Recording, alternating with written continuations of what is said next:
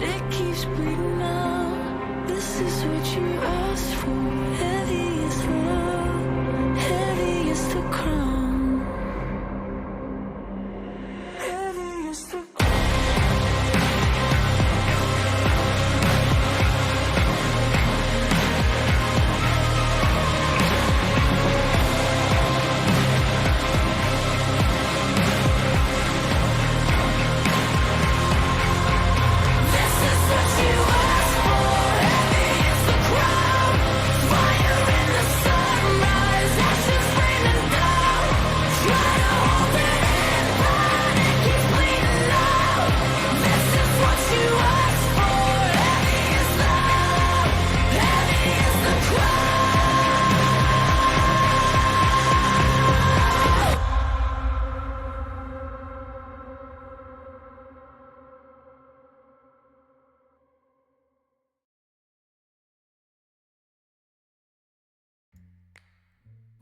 Okay.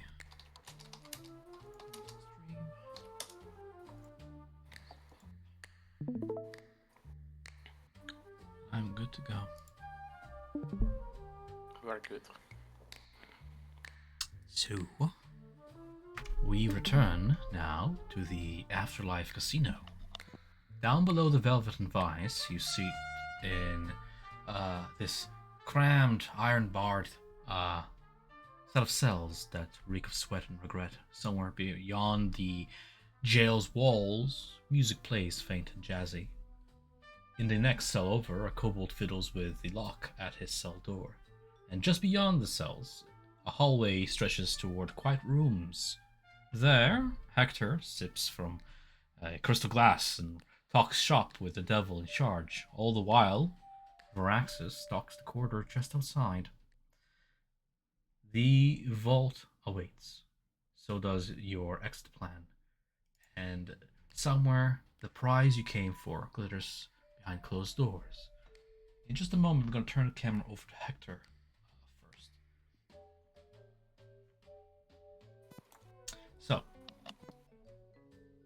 the door shuts with a soft click behind Hector as he enters Jack's domain. And I put us on a map here. Back where we last left off. The office you find yourself in is lavish, a lavish cocoon of infernal opulence. Velvet drapes hang over dark stone walls, muting the ambient noise of the casino. Shelves carved directly into the rock display these like books with gilded spines. Titles in Infernal present a few tomes that pulse faintly with that arcane binding. On one wall, a gaudy bas-relief depicts winged devils swooping down to catch plummeting mortals in their claws. Gold filigree inlays glitter in the floor tiles below your feet, forming this unholy sigil of Mammon, Archduke of Greed. At the center of it all, seated in an overstuffed crimson chair trimmed with gold studs, lounges Jack himself, legs crossed, posture effortless, confident as his pose sort of pours confidence into every motion as he spins this like jewel-studded wrought cane between his fingers, its golden minotaur head glinting ominously in the firelight. Well, darling, you bring such fascinating trinkets into my parlor of pleasures. Now, that is a piece of history, he says as he gestures lazily toward the shield of the hidden lord in your grasp. He sort of leans forward slightly, like tapping the cane head against like the desk rhythmically as he speaks, sort of forming this like jazzy rhythm as he talks. So let me see if I understand correctly. You wish to store this little relic in my vault. Temporarily, of course, while you chase fortune across the floor. We could certainly arrange for the shield to be, let's call it, collateral. He stands, only partially, just enough to stroll behind his desk where a drawer softly clicks open as he retrieves this like small velvet ledger and flips it open with a flourish.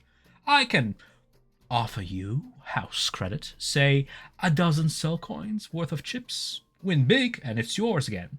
Lose, well, the shield finds a new home behind my doors, as he glances at the shield again, as if already imagining it under glass. All the while he spins the cane one last time. Yeah, what say you? Yes, exactly. That's what I was expecting. Um, don't think I would like to see the this bolt by myself.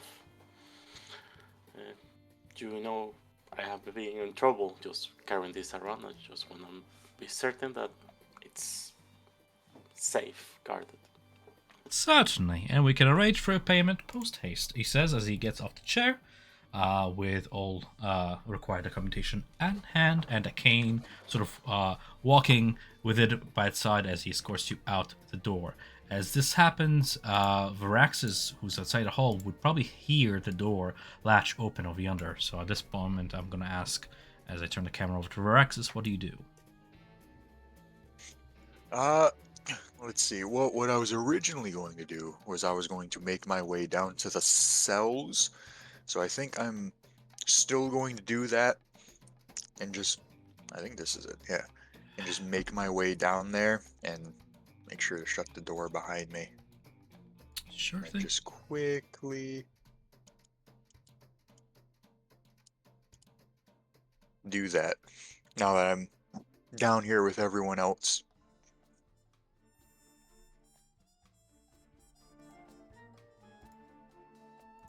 Yes.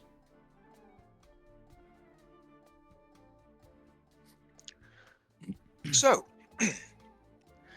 have we all figured out a plan? Now that you've had time to contemplate further actions. I mean, I believe if we can bar ourselves in the security office, it means no one can interfere with anything we work on in the vault. Well, from what I understand, Hector is meeting with Jack. As to what the outcome of that meeting is to be, well, I suppose we'll see. However, he did briefly give me a bit of information, that being a rod in which Jack seems to have in his possession that seems to control a minotaur. Some new form of defense the casino has in its possession at this point in time. Interesting. That it complicates things. Yes, and, well, I do believe they might be heading this way. So we might have to spring into action here soon. I mean, we might be able to spring into action once Jack arrives in the security office, if that's the way he's headed. Or even once they've Oh. moved over towards the vault.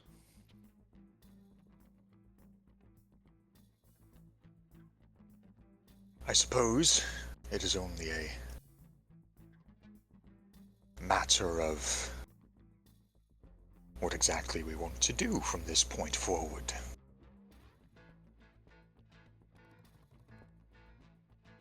Yes, and also, if we go straight to the vault, then we miss out on getting the statue.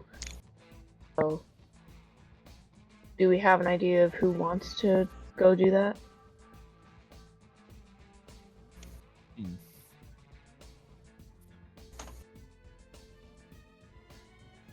Well, I'm assuming I'll be ferrying people.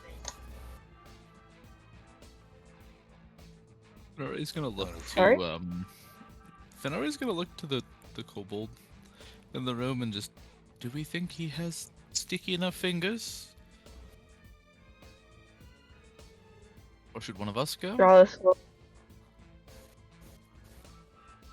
Stralis will like shrug at Fenrir and then turn to the kobold and say, do you want to get out of here?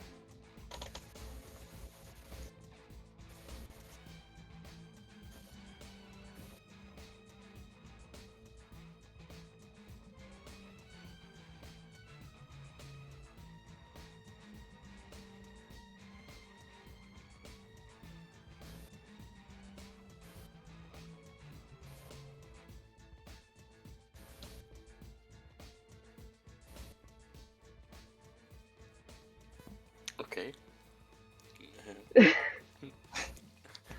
Not quieter than I remember. Yes.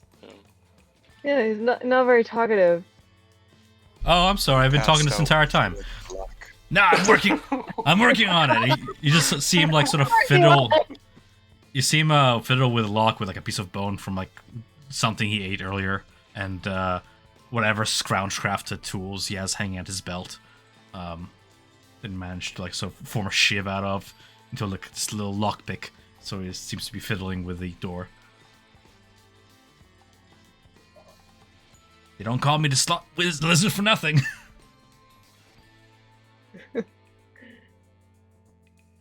Well, if you I'm help gonna us, go. we can get you out of here safely. Yeah. No, I'm all for it. Yeah. Let's do this thing.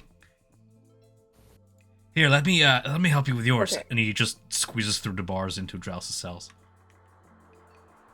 I'll get us out of here eventually. Jonas will take.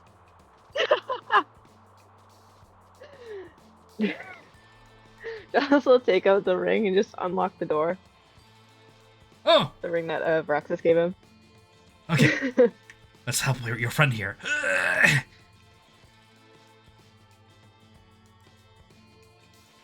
And he'll do the same for Fen. Oh, you're fast. Kind of getting I- out, Let me move it out. dusting the last of the powder back into the coin purse.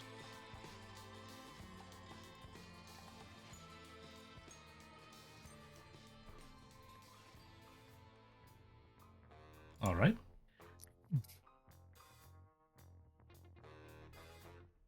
Sorry, I'm trying to get my character out. So here's the plan, the slot lizard. I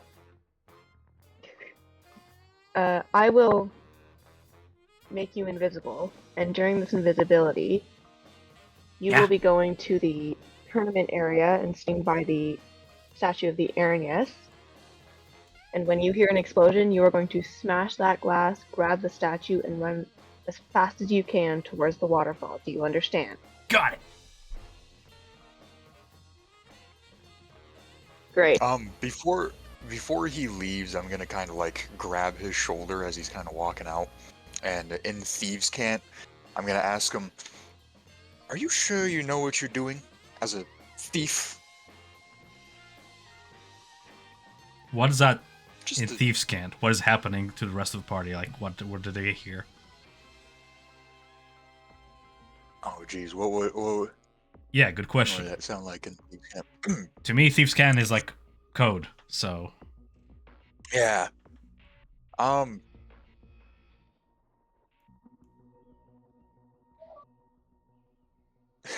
trying to think of what the code for that would be.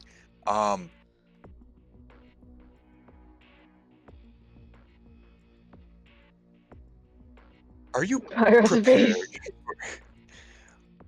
Are you prepared for um for artifact procurement for business of a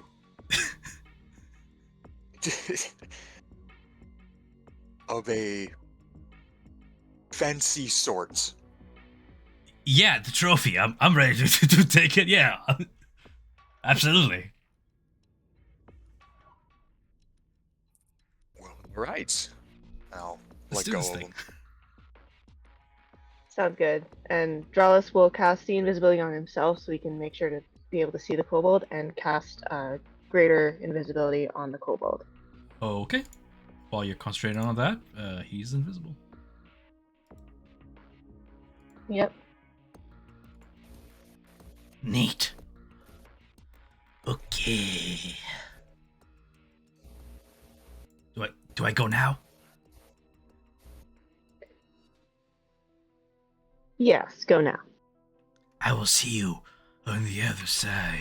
And you just see the door open. Like ever so as a creak.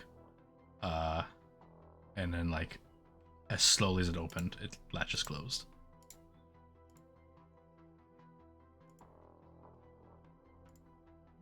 Alright listening for a moment to make sure the cadavers don't suddenly attack him. You just hear the slight shuffle of little cobbled feet grow ever so distant. Oh, they can't Good. see him while he's invisible. That's good to know.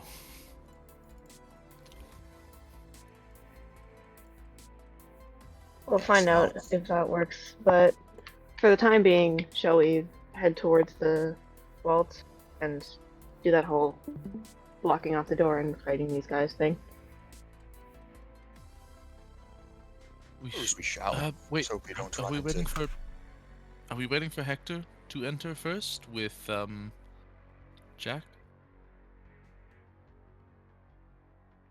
Are we? I thought he already went for some reason.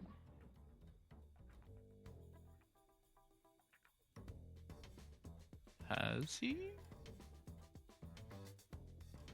I don't know. I've been in a cage this whole time. I have no idea where Hector is. Yeah, he's gonna look over to Vraxis.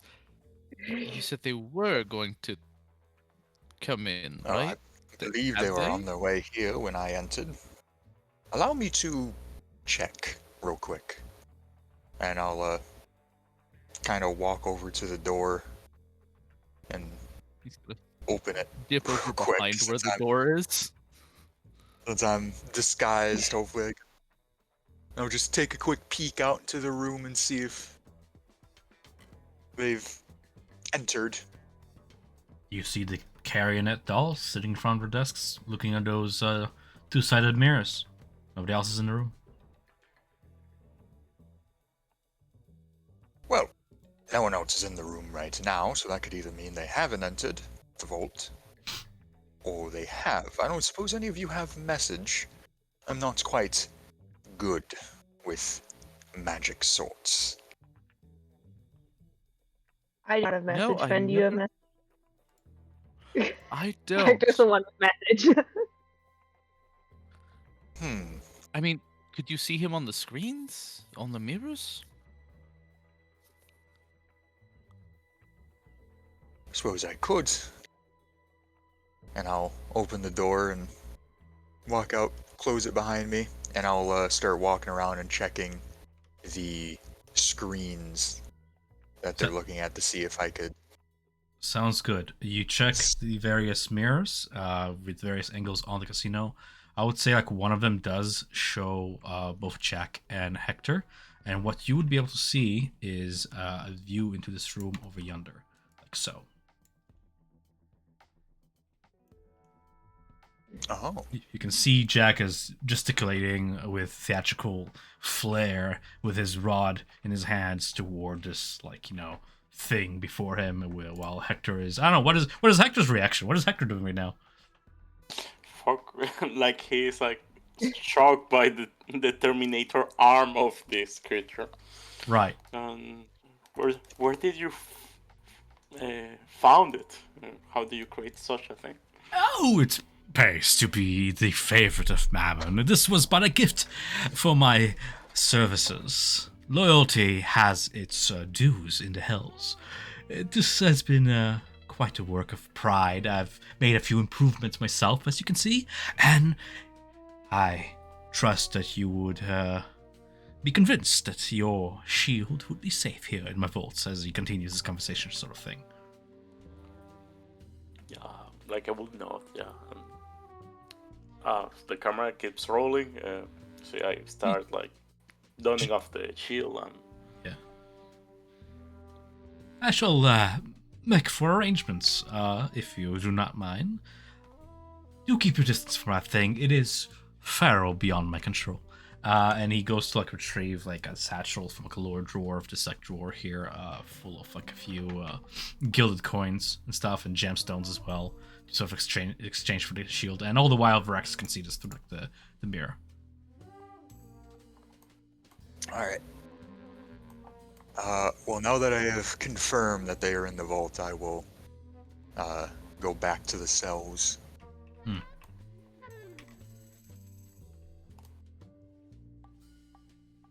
By the way, Hector, you can see There we go. it's a two-way mirror. You can see Jim staring at you through through the mirror screen. Okay, it's your way. Cool. Yeah. I will enter back in. Well, all right. They've made their way to the vault. Seems the party has started and we're late. Sounds good.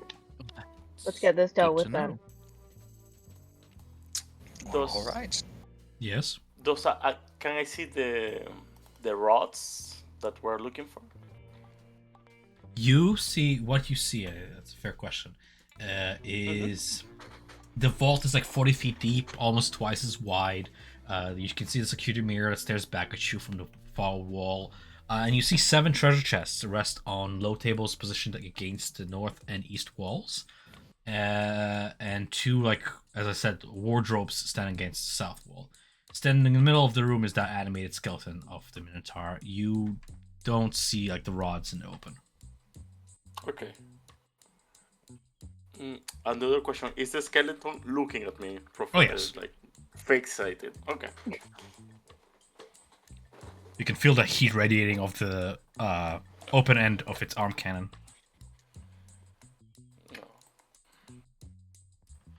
As Jack offers you the sack of payment of collateral for the shield. What does the rest of the party do, I guess?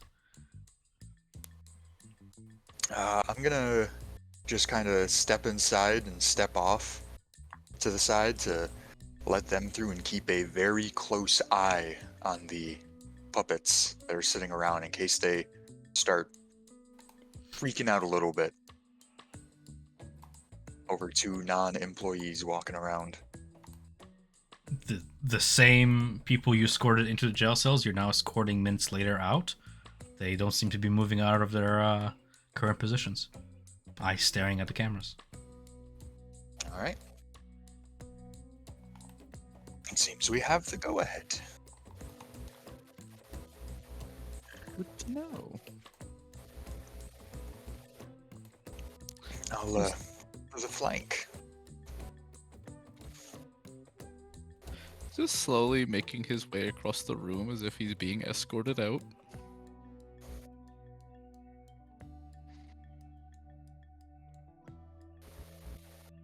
I'll also walk through, staying close to Fen.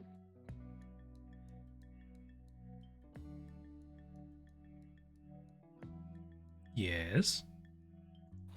And once we get up next to the vault door, I'll use the ring and open the door real quick. Okay.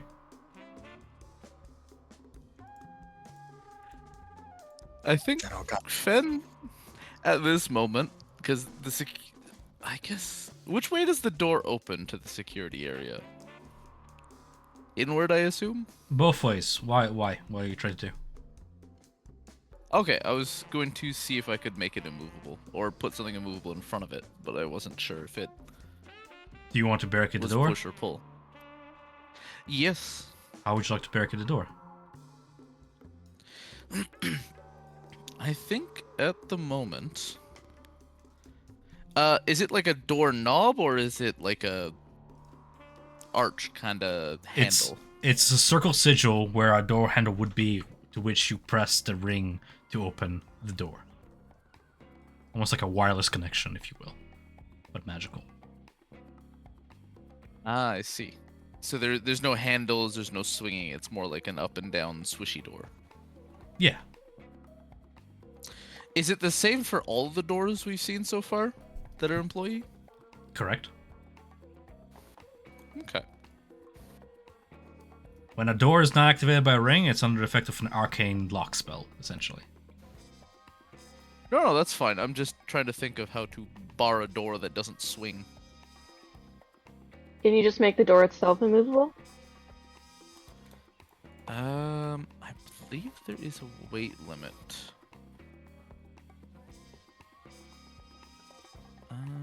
I'm assuming the doors weigh more than 10 pounds.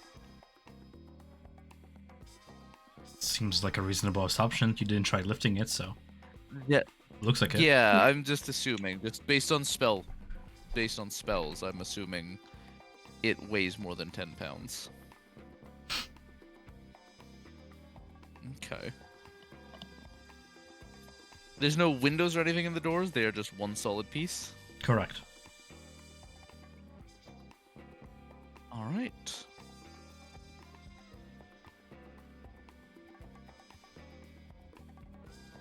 I'm not sure. The spell I was originally going to use will not work on a swishy door, because you can't barricade something that just goes swish up and down. Hmm.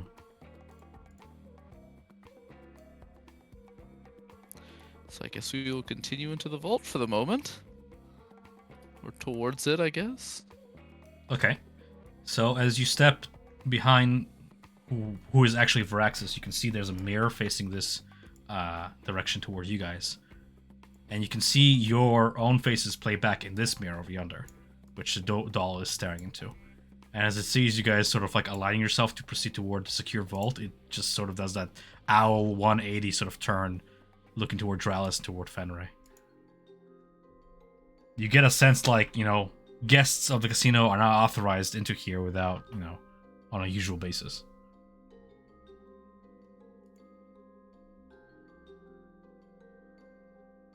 Oh, hello. Kind of waving to the little one.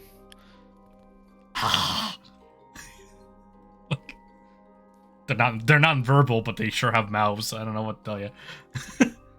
Yeah, he kind of takes a substantial little step back there. Just taking a big step back. Seeing as that first spell isn't going to work, sadly. Fenore is instead going to kind of take a step back to here, place his hand against the floor next to the door, and immediately cast Stone Shape to just create a massive, 2-foot thick slab of stone that just seals the door. Okay, fair enough. I'm gonna say, does the rest of the party want to do anything before Fenray draws suspicion onto himself? If you guys... That's what I had originally discussed as the plan. If you guys want to change that, because things have changed, feel free. He's openly spellcasting, barricading the door. That's a call to action. As the carionets begin to sort of move, and in response to that, does the party wish to do anything? How exactly does Stone Shape work? Is there a limit to how many squares he could affect? 5 Yeah, foot of cube. course.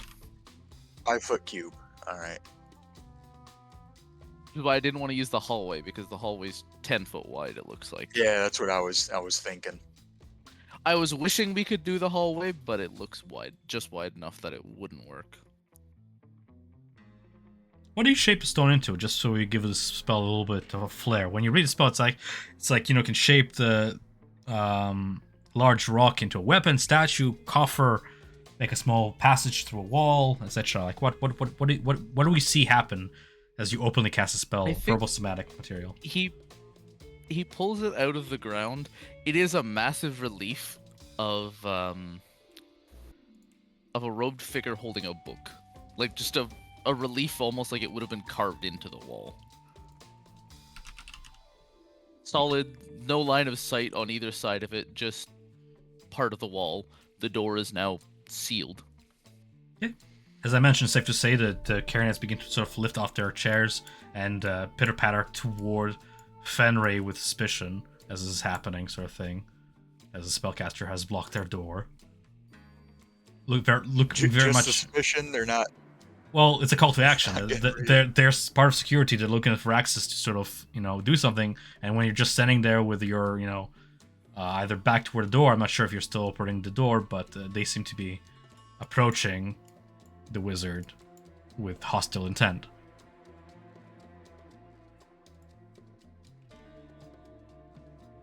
I'm just giving the party a chance to react here, so I don't just rule for initiative outright.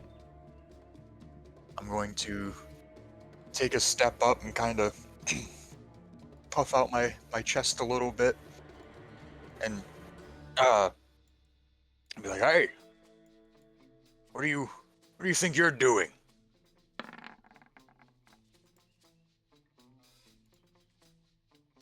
I wanted to show a piece of art to all of the security team as a thanks for your hospitality. With a very shaky smile. Roll deception. Oh boy. Deception. Ooh. What does the dice say? Because there's nothing to add to it. The dice 7. say 7. Again, looking toward Varaxis for like a word of command as to what to do. You get a sense that these are like sort of like your underlings to command. They continue to close distance toward the wizard, sort of surrounding him. With as they're doing that, Yeah. I'm going to look at them all and be like, "Wait a second. The kobold in the prison or in the cells. I can handle these two. I need you all to go check on that kobold. He's a slippery little lizard." Okay, fair enough. I'm gonna say roll me a performance check just to see how convincing you are, and this will determine whether one of them goes or two of them go. All right. Just to see how dire this seems to them. Ooh. This kobold seems to Alright. be a top security threat priority. Two of them begin to leave toward the jail cells past the doors, unlocking it, and investigating, and there they still stay for a while. You seem to have distracted two of them.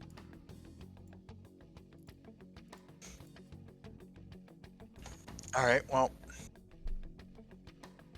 now that that's happened, I don't really see a way out of this with words, so I am going to kind of back up to behind the puppets. And You see they have begun to like draw these like wicked looking, like unnaturally long and sharp silver needles, and they're sort of like prodding the statue, trying to chisel at it to like break it apart. They operate like the way they move is if on strings. It seems to be they're used to being sort of handled by somebody of commanding presence. They're not so much autonomous. Without any solid commands, they're just sort of operating very stupidly, trying to chisel away the statue. oh,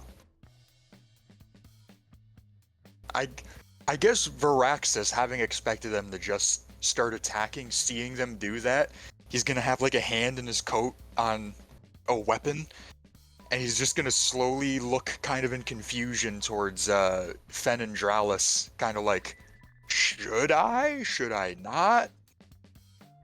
Yeah, I think Fen is like taking a step back, not forward. Taking a step back, like having expected the needles to be turned on him, not the statue. So there's that moment of like shaky. Oh no! One of them sort of does turn Steps away towards you, from them. points his needle toward Fen, and just like points the needle towards you, and towards the statue, like, you fix this, like sort of like gesture, you know, like. I love these little guys.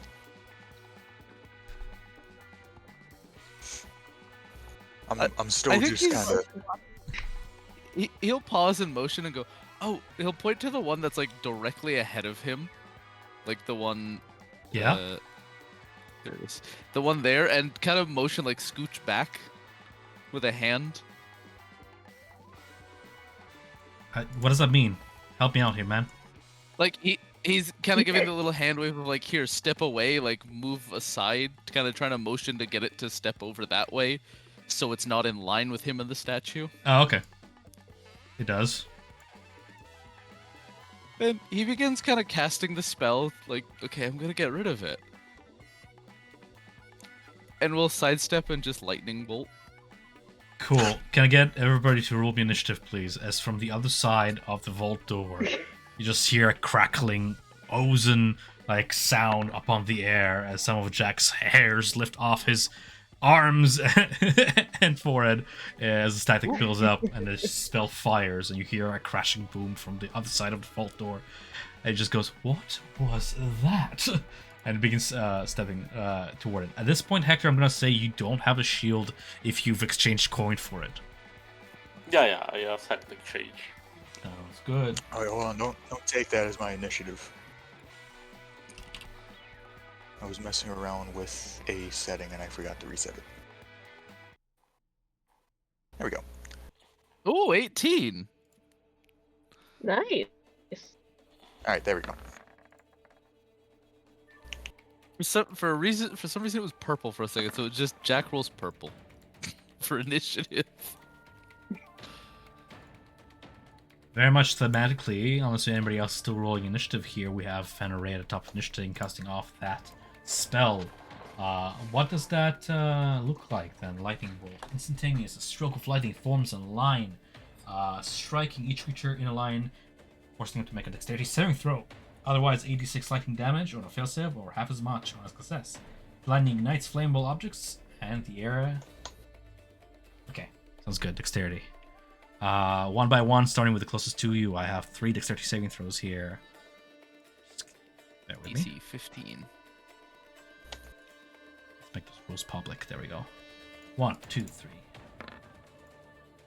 First all, rules 5 fails, 21 succeeds, 15 just meets, I believe. Taking a total of how much damage? Yeah. I will roll that now. The dice roller will open. There we go.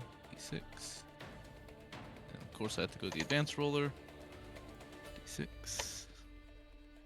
8d6. As the spell lashes across the room, 28 damage. scorching the floor for 20 damage on a first doll, incinerating it where it stands. The other 2 dolls take 14 lightning damage each. And then the desk behind them brutally gets like absolutely eviscerated, incinerated in flames as the lightning strikes and shatters the mirror. Anything else on your turn? I have no bonus actions. I think the only thing on his turn is he's going to tuck into the corner because he wants to be nowhere near that big door and nowhere near the Carrionette. All right.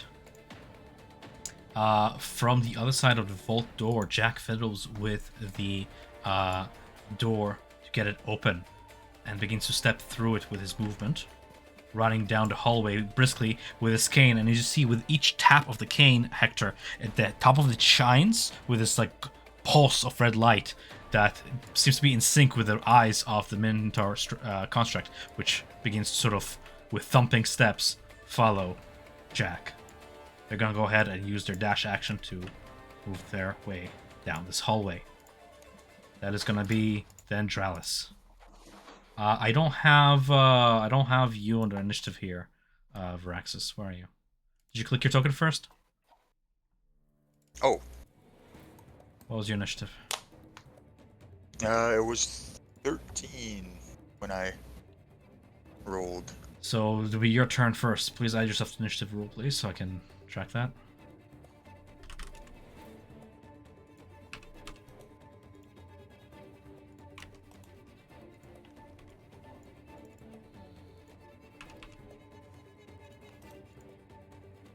Do you know how? Maybe not as well as I thought I did. So if you click on your token, and then on your character sheet you click on the initiative, it should add it to the initiative rule.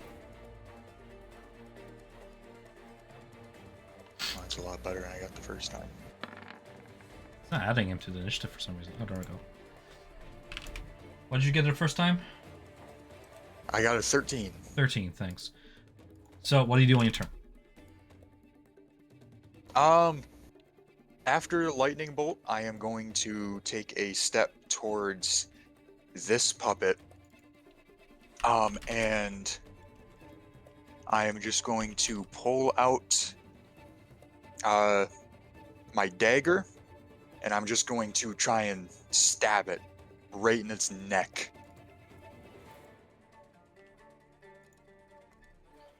So, do I get sneak attack on that? Because I don't know if, since I'm still disguised. Yes, go on. Finish your sentence. Why would you get a sneak attack if you're disguised? I don't know how your class works. Explain to me. Well, because I need like advantage on the attack, right? Uh-huh. And since I'm still disguised and I don't know if they are aggroed towards me or not, because I'm still just a security guard.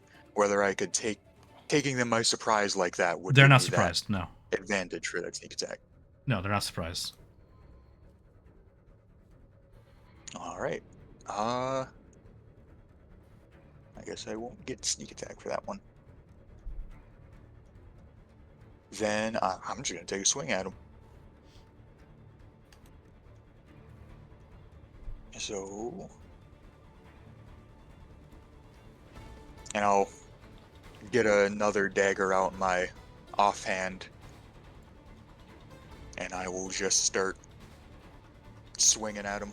And I'll use my main hand, and I'll use Nick to get the second attack. I'm waiting for his rolls. Yeah.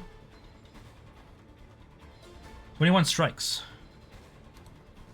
All right, and I'll just hit that. For 6 piercing damage.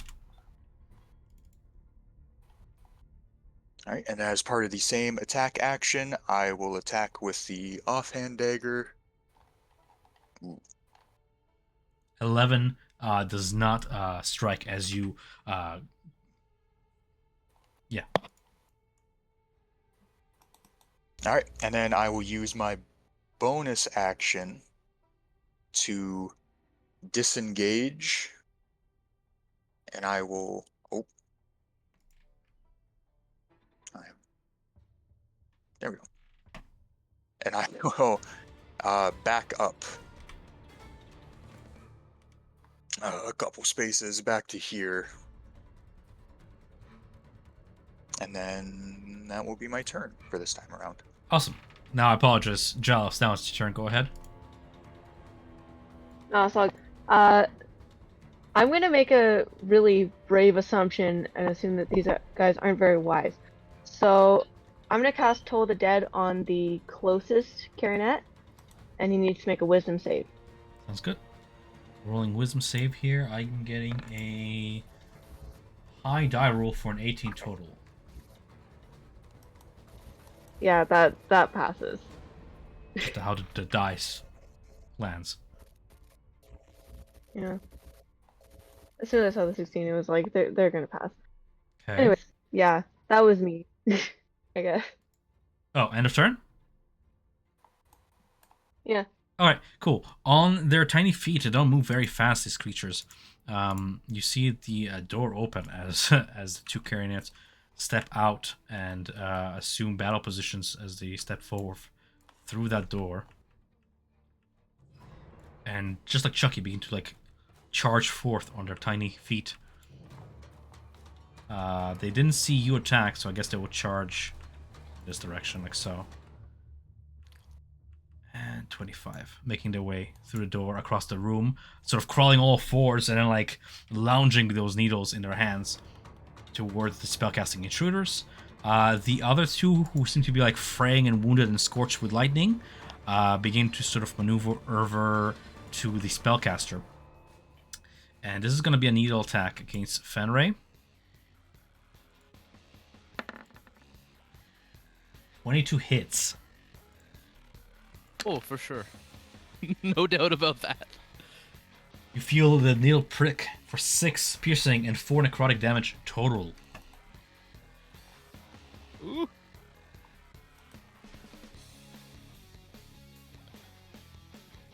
The second one moves toward... Those stink! They stink! Yep. The second one moves toward Dralis and tries to needle prick Dralis as well. Or a fumble. Hell yeah. Giving Hector the initiative. Is the gate open? Yes, I just don't wanna you know what? Okay. Yeah, hold on. I'll do No, something. I'm just checking. There you go. And I was gonna ask, when Jack got him, did he use like any magic words, any passwords, or? He seems to be anything able to open it using his rod. But rod, it's okay. it's open in his wake, sort of thing. Okay, got it. I'm just thinking if I wanna loot the place. It will take more than an action to open everything, right? It will depends what you do. Yeah, like if I want to open like all the chests. Opening all the chests will take more than one action, correct? Yeah. Okay. Yeah. Then I'll join the guys. Mhm. What's going on, Jack? You say this place was safe. You look pretty worried there. Oh, I am not worried whatsoever, he says as the big construct behind him just clunks along like a tank. I'm sure it was just a mishap. Perhaps something is going awry with the fireworks, of the circus. Yes, I'm certain of that. He seems to barely hold it together as he walks, sort of wiping away sweat from his brow. Okay, I'll follow through at this moment. Like, Okay. Fennery, you are pricked by the needle. You can see where it has pricked you on your leg. You're familiar with how magic works, and you know a curse when you see one. You're not sure what the nature of the curse was, but whatever this doll touched you with is a cursed object. What do you do? Knowing full well that it's kind of like, well, it's there already. He's just going to step forward and like, can't get cursed twice over. Step forward here. And immediately, I am going to upcast a Thunder Wave to 2nd level. We've sealed the door, it's time to go loud. So that is a con save from all 5 of them, as he is going to cast it on the... It's 15-foot cube with range self, so it originates the space in front of him, like the space in between. He's going boom. Constitution. So it's just a cube that includes him. I don't think he's hurt by it, though. I don't know. You don't target your own space. And whenever Origin self, whatever Origin is, you select either a corner or a wall of the square of the Origin, and that's where it originates from. No, you don't target yourself with your own spells. I have 5, 7 fails, 20 succeeds. That's the one right in front of you. And the one furthest away also succeeds with 21. So the one to either side of you fail their saves, taking a total of how much damage? That would be 3d8. Why is... I thought you rolled 2 with 3d8. I was like, how? 2 more, please.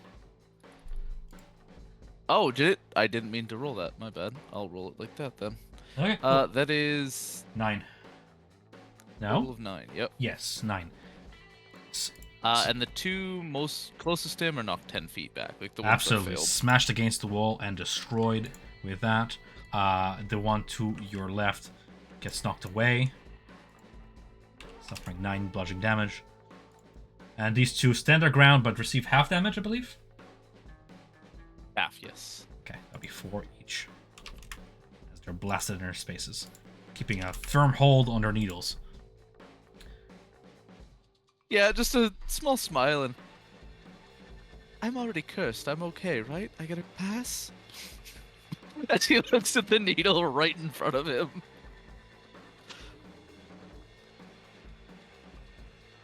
All right. If the casino was not alarmed before, it certainly is now, as a resounding boom resonates 300 feet in all directions, alarming some of the staff. Excuse me. As Vraxis takes his turn, you can see shapes sort of move in the mirrors as alarms are raised. Ooh. Alright. I am going to use Insightful Fighting on this guy right in front of me. To my right here, this bottom square. And Insightful Fighting I can use as a bonus action, and I make a Wisdom Insight check against a creature. And if I succeed against their deception, and if I succeed, I get sneak attack against them without having advantage. Awesome. So I'll go ahead and roll deception, I guess. Deception. I will roll Insight. My deception roll is just a very high dice roll for 17. Can be explained away. Perhaps it's the first time you ever faced such creatures, infernal as they are. But what's your roll there? Insight 19? Very nice. 19. So I am going to get sneak attack on there, and that is active for 1 minute or until I the creature dies or I use it on another creature. Sure. Which one is this against? Just so I can mark them, their token. This one? That one right there. Okay. And then I am going to attack with my dagger first, my main hand dagger. 14. 14 does not hit their AC. They're tiny, dexterous little fucks. Right. Oh, you have a second strike, I believe, yeah? Then I am going to use Lucky. Hmm.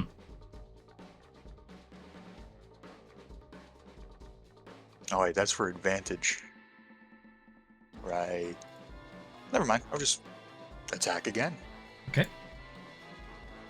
And this time I will use Lucky on it. Sounds good. So that way I have advantage on the offhand attack. Let's fish for a natural 20. 21 is just as good. That's much better. Strikes. Alright, and I'll hit that with the sneak attack. 15 total damage. 15. It's a massive hit as you see its fabric and various threads lacerate away. The bow tie just spitting off in the air as one of its arms sort of draws slack and drags on the floor, cotton just spilling out. As if you just cut one of its strings. Anything else in your turn? Alright. Let's see. Where is it?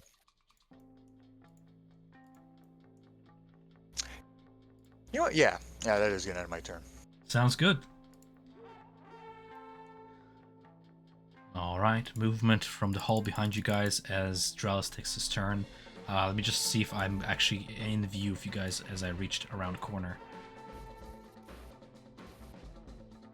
Yeah, all I can do is dash as Jack rounds the corner and sees the commotion happening as this door over here opens.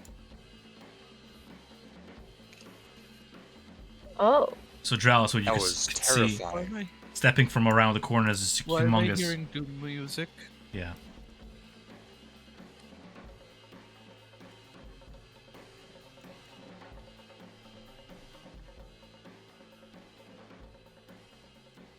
So Mads, what do you do? yeah. He'll like yell out that it looks like Jackpot Jack is coming and a big boy, and he will use his Channel Divinity Twilight Sanctuary to get some protection up, or some 10 points up. So that is, yeah, I'll roll that, but that's my turn. Like, Judge him, what is the matter? What is all this commotion? Says Jack. These two prisoners escaped. I don't know how. They got Handle out it. here, blocked the door. I think they're looking on robbing the vault. Well, handle it. What am I paying you for? The two powerful spellcasters. Not for long.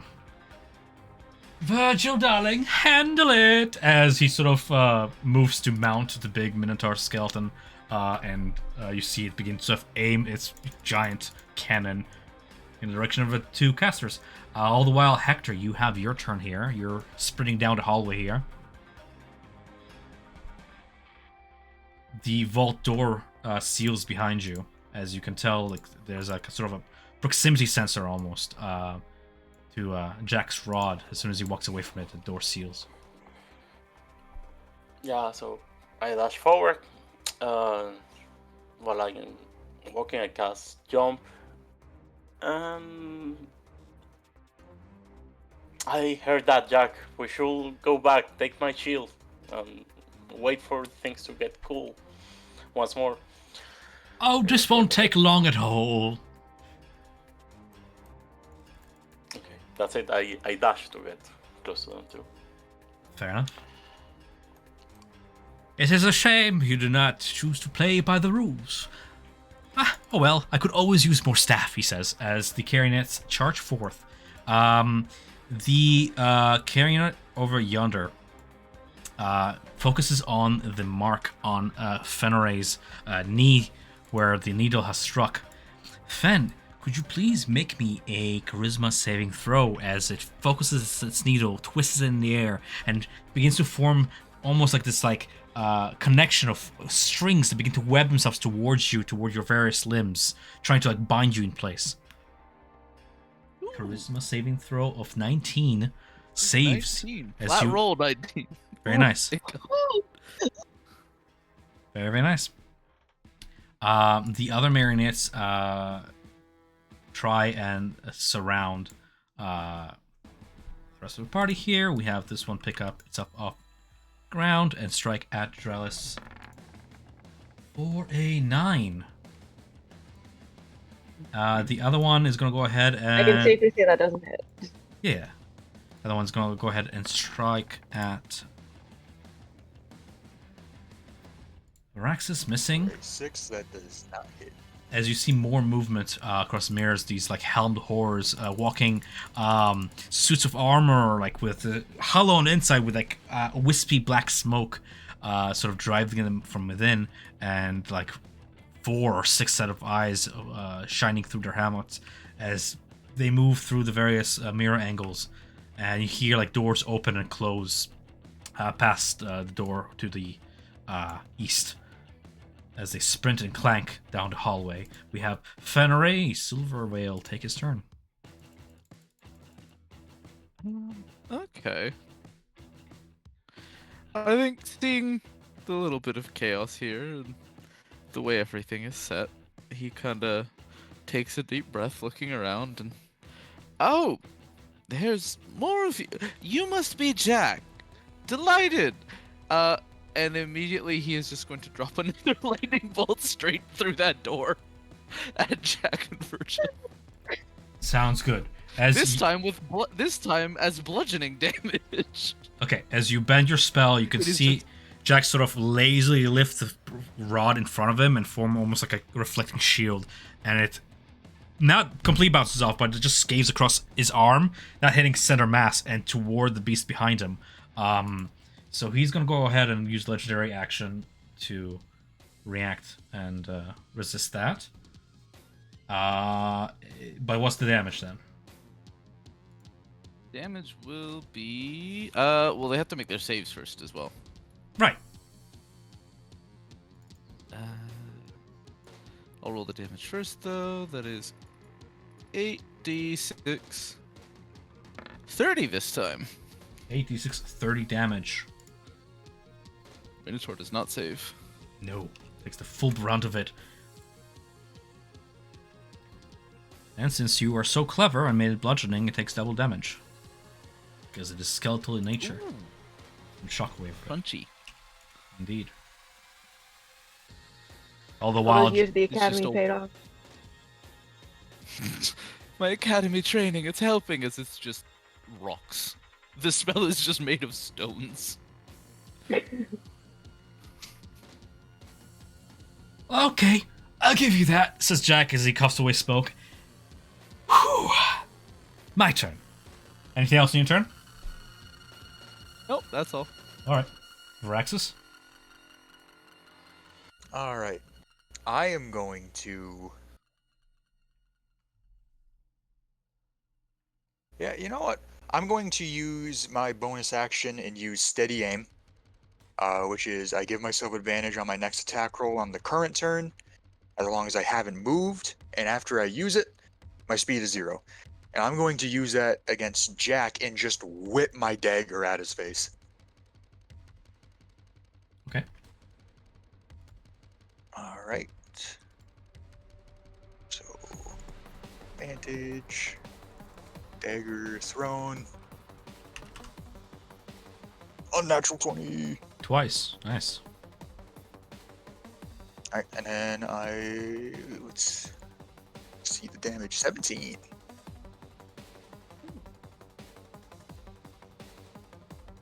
I'm just doing math. As the dagger strikes him on his shoulder, still recoiling from the spell. hits. And And then wounds. I'm going to use my offhand attack and just turn and strike the puppet that's standing next to me.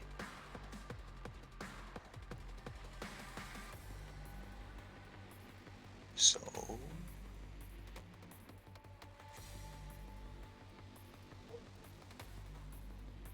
6.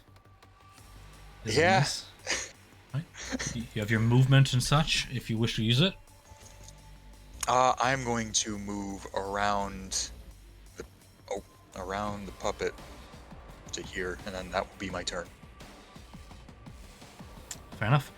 You see from the tip of the scepter a green flame mote sort of forms itself and streaks across the room toward the corner over here and sort of rebounds and explodes outwards in a cascading If flame. this is Yeah, what's up? fireball.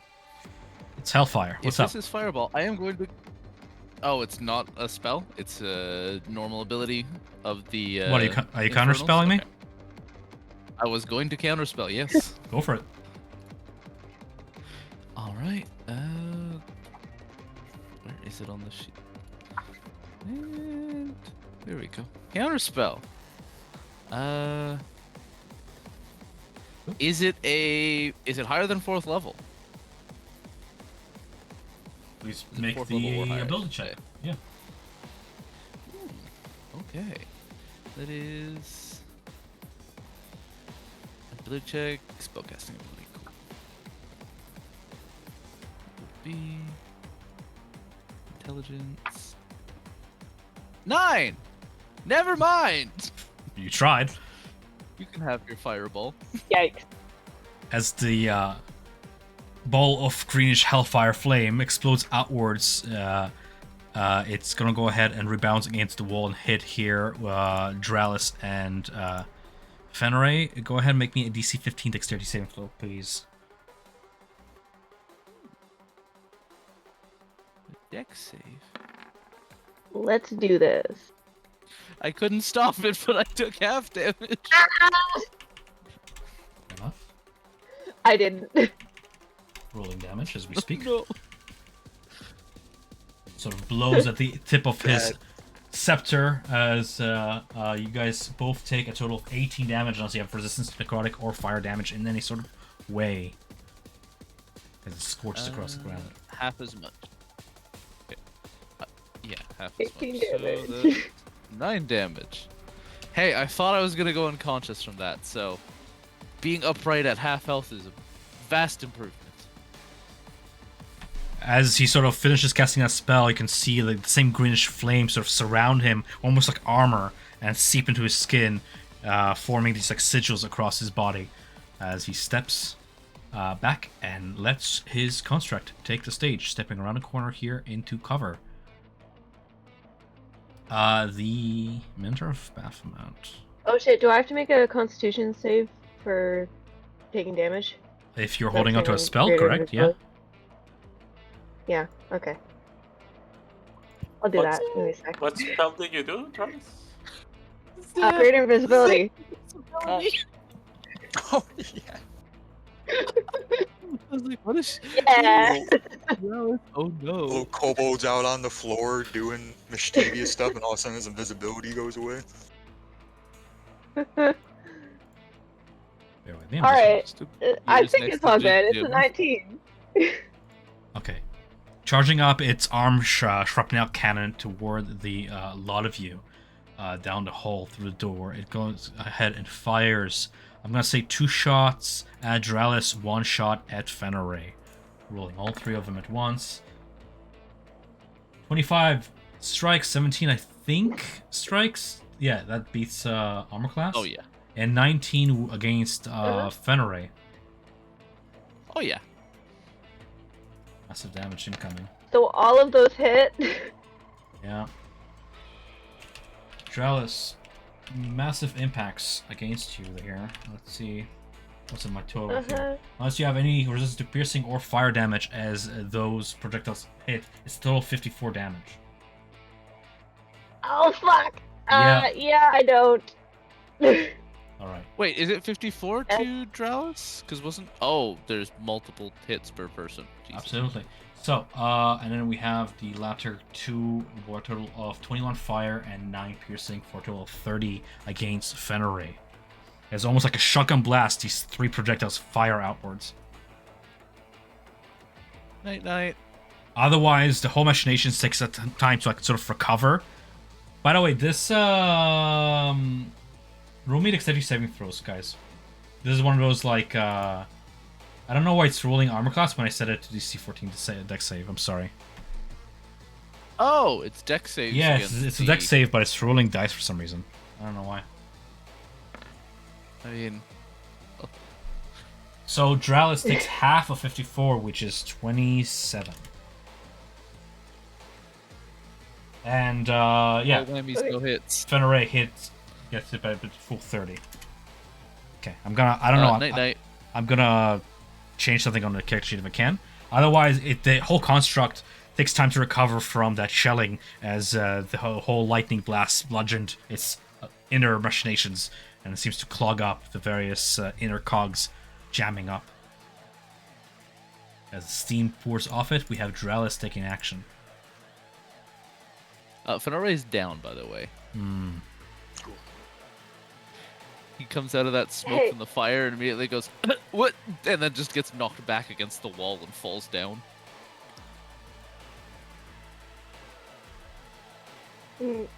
So I was at 66, and when I took the 54, it said that I was down, but that doesn't seem right. You took a total of 27 damage. Yes, So but I typed it in, and then when I tried to like stabilize to get it back, I typed in 66 to heal that much because that's how much I had before I took the damage, and now saying I'm at 75. okay. So I think something's wrong, or I don't understand what's happening. I don't understand what's happening either, but your health should be at 39. That's just the number you have right now. Thank you. Yeah.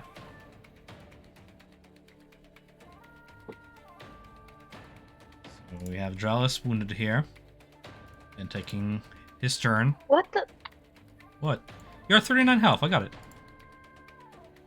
I know, but my cheat doesn't like when I go like when I try to get to 39 health.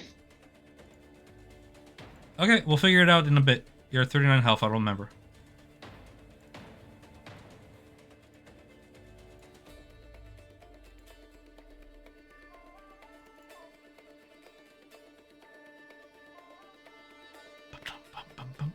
Okay. It's whatever. Okay, it's my turn now, right? Correct. And is it fixed now? I seem to have fixed it.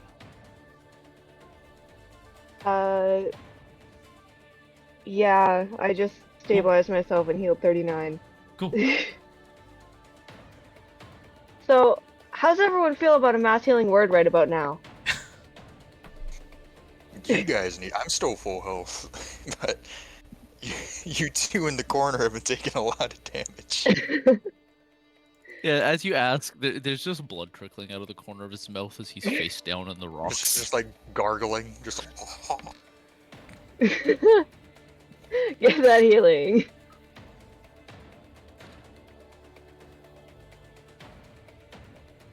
Mass healing ward. Just gonna read spells. Familiar myself myself. Cool.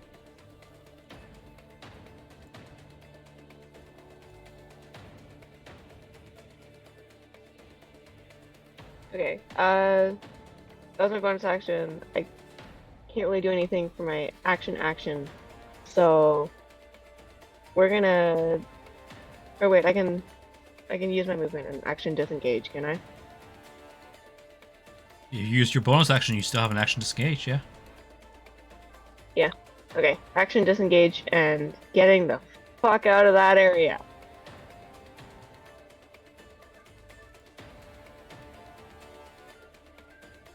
Ending my turn at that. Sounds good. You hear the metallic clanks of metal boots on stone from outside the door you're by, as it glows once and opens, revealing a massive suit of armor animated by inner shadow, facing now the room as it draws its weapon and begins hammering at the statue, blocking its way, giving Hector the turn. Hmm.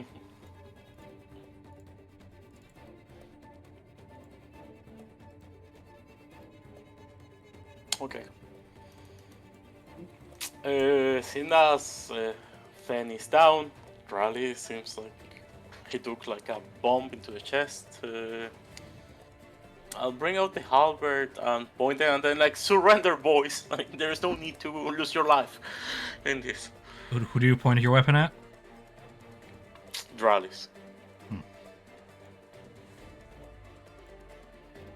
I'm with my pal Jack. Yeah, Jack is just like heaving. Listen to him. You wouldn't want to anger Mammon after all. And it's just like coughing away smoke.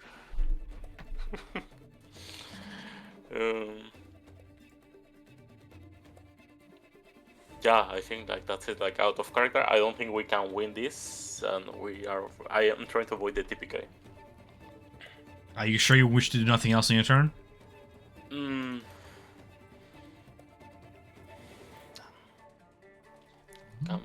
use spells.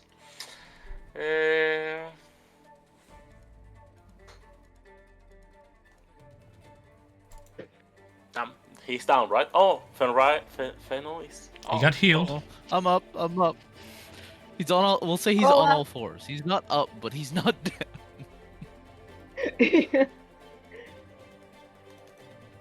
One, two, three.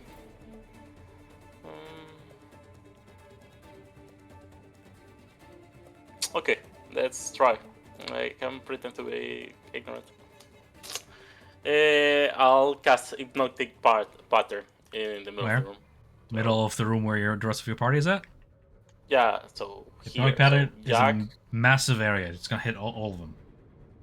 Yeah, I'm aware of Okay. that. So the marionettes. Cool. Can I I get hope everybody the please construct- roll me wisdom saving throws? Yes, if Jack and I think we also have to roll them. Well, draw me the area then. Yeah. Okay. 30. Thanks. 30 cube.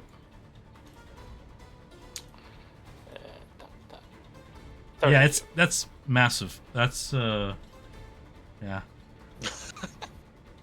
Okay, That's a cute version of Draws of Twilight Sanctuary. you're gonna hit yourself. I know, man. I trust in my wisdom. Okay. So Nah. one marionette is hit, hypnotized. Wisdom. 6 hypnotized. Third rolls a 14 against your. You can stop them. I'm hypnotized. Did you just cast spell and cancel yourself? Yes, man. Okay, moving on. I'm sorry. This is... No. Okay, cool turn. Scratch that! Thank you.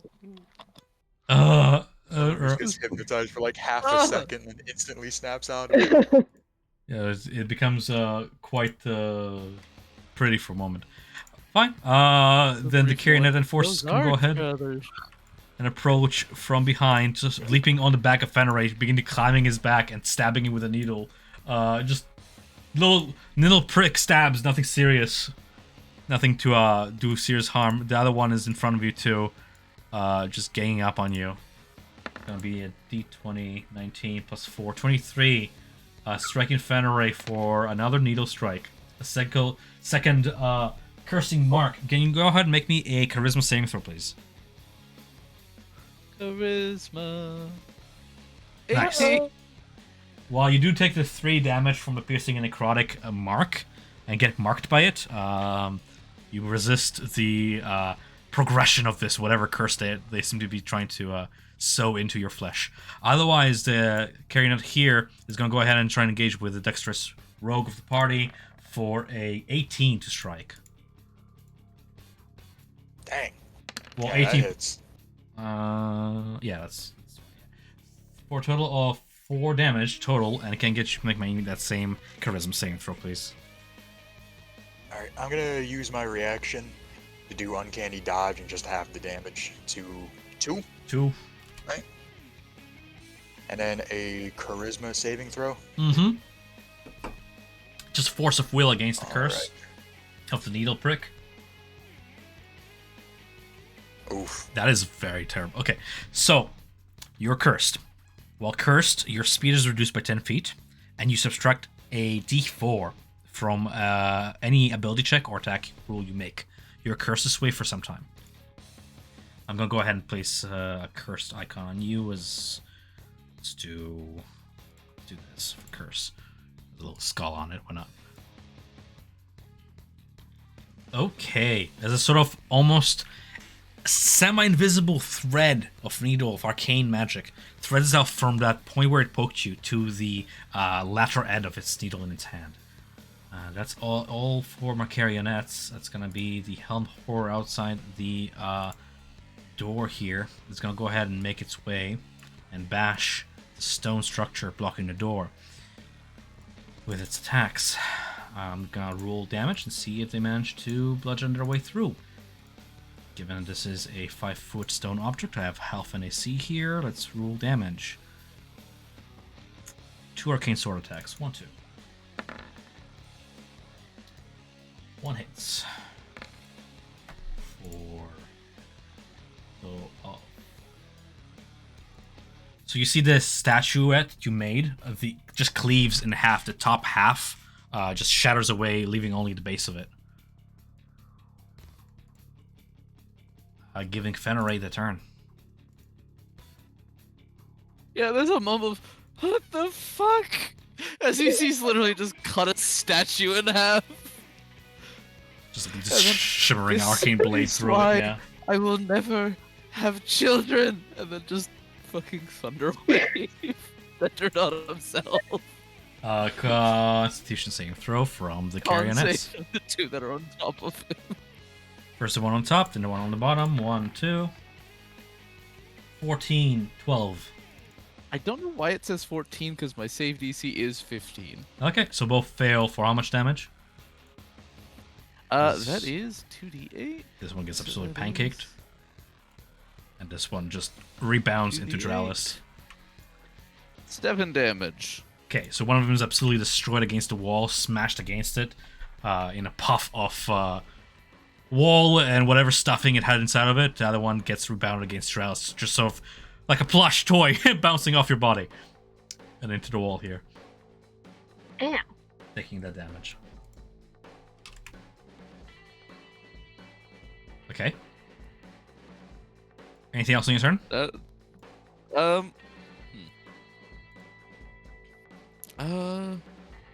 At the very least, he's gonna step this way, as in he doesn't want to be in the range of the cannon, and immediately is face to face with the 2 standing in the doorway, and there is a brief pause, and oh good God, as he sees the guards standing on the other side of his statue.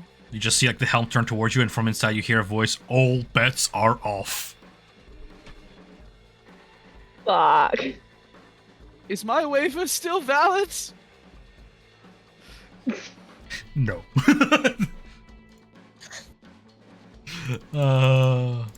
Anything else? Before we That's give a Rex's turn? Okay. There's nowhere. There is nowhere safe for him to run to. Varaxis, It's like, you... shit. Yeah. Varaxis, you're more than used to putting on masks and assuming personalities. Never have you been used to the tables being turned upon you, sort of the other way around, as you feel your very essence begin to sort of be pulled by the strings of the carrion before you, as if it's trying to pull your very essence into itself. Something very wicked about this curse that you've been afflicted with. What are you doing in your turn? I'm gonna try to kind of shake myself a little bit, try to focus, and I am going to use steady aim on the carrionet in front of me, on top of what I already had on him, so that would give me advantage. That's the insight versus deception roll. Deception, you got it. I'm going to roll Roll low. insight. You managed to roll lower than 13. Unfortunate. Yeah, keep in mind I have the 1d4 as well, which would make Yeah. it 10. So, all right, well that fails. That's fine. I still got the other stuff. I am going to pull out another dagger since I have 4. One's in Jack's shoulder, so I have 3 now. And I'm just gonna try to stab down right on top of the Carrion Knight's head. Sure. And hope for the best. Hope this one works out. Mm-hmm. So, do that. Yeah, it works out. Natural 20! Let's go! Alright. You get to walk out of here with a souvenir, like a little marionette head. Roll damage just for the fun of it, but I'm pretty sure that's gonna do it. Alright. I'm gonna... That's with sneak attack, too. 15. Yeah, absolutely decimates That's without the critical. Absolutely decimates it. Alright, does the curse... Is the curse still on me even after he's dead? I believe it weakens, because you severed the thread. Yeah, it's still on you. Dang. Alright. Mm-hmm. Well, that's that. And then... Let's see, I tried using the 1 ability, but that means I'm at 0 speed, so I am going to... Mm-hmm. Can't really hit anybody. That other carrion that's behind Dralis, so I'm just going to hold my turn. That's just going to be it. Sounds good. As the combat progresses, those of you within the room looking at the half-shattered mirrors, but with all the thunder, explosions, and whatnot, some of them are like laying crooked on the wall, you can see the chamber where the trophy resides. And, you know, the tournament has been suspended. A lot of the players have sort of been... Anyway, the tournament has been suspended. The guards are still there by the trophy. And those of you with a keen eye can see the trophy lift ever so slightly, like with its glass casing, and the various like rune works along its edges that Varaxis has spotted earlier during this heist trigger as the security measures, turn on, and there's a pulse of magic that resonates outwards in a giant boom. The players, the guards, and a now no longer invisible kobold all sort of freeze in place, as if held suspended in time and motion, and just sort of fall over paralyzed. Okay. The glass case just sort of lands back on its pedestal and just sort of rattles in place. The various runic workings along its edges sort of fade out, as if the magic has been spent out. But everybody there is just sort of frozen in a half scream. "Oh, what now?" says Jack as he steps forth with his rod. "I suppose this will be a code red." And he sort of taps a button on his scepter, like putting the entire casino into alarm, as he goes ahead and steps into the room from behind cover. And I'm just gonna open up the Warlock of the Fiend sheet here real quick and look at what he has spells wise.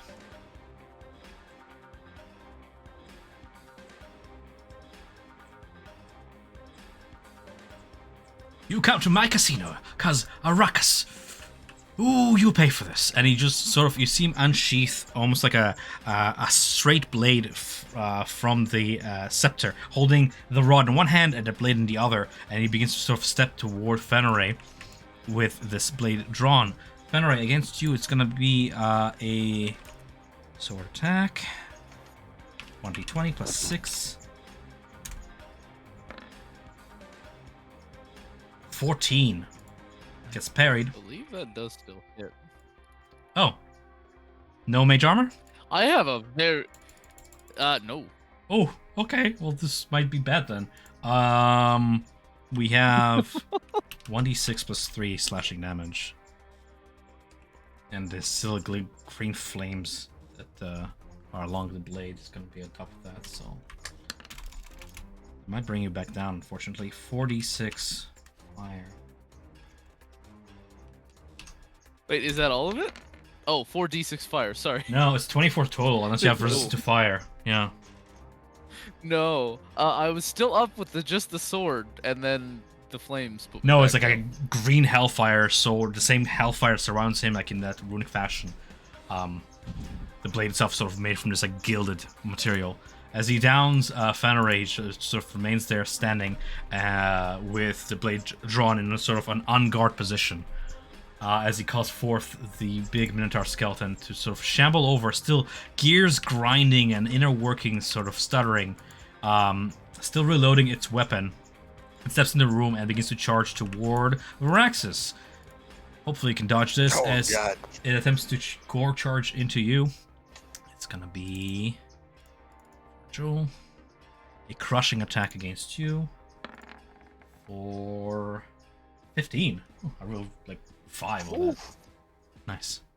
That misses by 1. Very nice. So you dodge out of the way as it shatters into this desk and absolutely obliterates that mirror. As it rises back from the splintered remains of the desk, you can see it raise its arm cannon, and just with a like sound, it seems to have finally reloaded the 3 projectiles into it, and it begins to swirl and charge back up with power as it turns that hand onto a lot of you. Dralis, it is your turn. You bet your ass it is. Yeah. So now that that concentration is gone because the kobold is visible, we're gonna cast some spirit guardians, and everybody except for party members need to make a wisdom saving throw. Absolutely. And please roll low, I beg of thee. As a spellcaster, just your opportunity to sort of flavor your spells if you want to give it a visual, as I go ahead and roll those dexterity saving throws. Oh, you said wisdom, was it? Yeah, wisdom. Wisdom. So he kind of like reaches out his arms, and it looks like these like angelic creatures like lay on it, and then they start just like lunging towards the carrion and the minotaur and all that. Alrighty. Jack rolled 14. My Virgil, the construct, rolled a 13. And then the carrionettes, which Okay. is, I believe, only one of them left. So, 5 is a fail.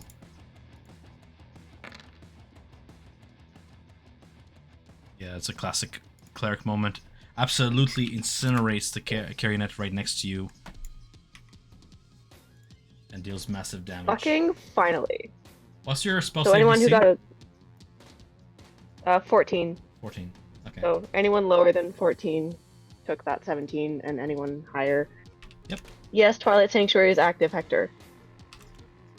Nicely done. And then this construct over here will also be in the way of it, taking a total of 17 damage. Fucking good. Spirit Guardian, my beloved. I know, it's awesome. Spirit Guardian is And a now I have to focus on that. So. yeah.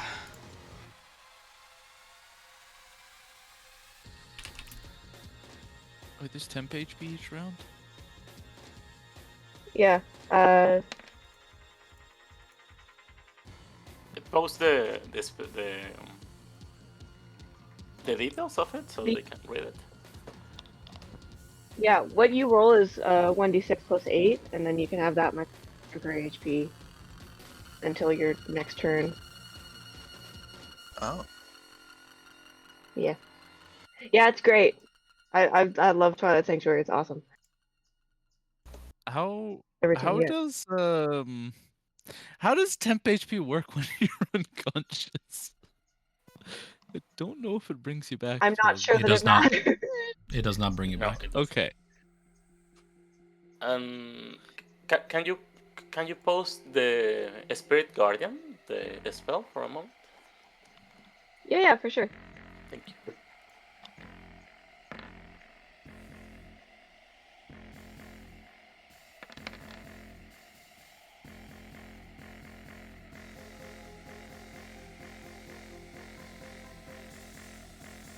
Anything else that needs to be resolved with Spirit Guardian? I don't think so. I'm asking Ivan too.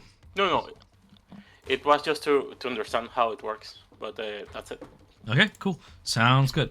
As the helmed whore blasts through the statue barricade, you've slowed him down long enough.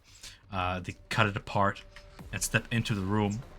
It swings its now arcane sword onto Dralis, moving with difficulty through Ow. the Spirit Guardians for an 8, missing, Love it. giving Hector the initiative. Okay. I Wait, start. did the helmed horror take damage when they It did. came in? It did. Oh, okay. I just didn't see it in the log. That's all. Okay, cool. So Well, I got funky. inside the room, and as I see like the big construct is aiming the lasers to everyone. That's how I picture it. He started seeing that something started to cloud his vision. Like the laser gets less accurate as the room is getting full of smoke. You hear a pop, and I open the door smoking bottle. Hopefully that will help. When you use an action to remove the stopper, a cloud of thick smoke pours out in a 60-foot radius from the bottle. The cloud area is heavily obscured, and every minute will expand in size. The cloud persists as long as the bottle is open. No problem. That'll be darkness. Darkness. That's your action. That's your movement. Anything else? No bonus action at this point. Or, like I'll like my second halberd is gonna be a hammer, like a massive maul. But that's it.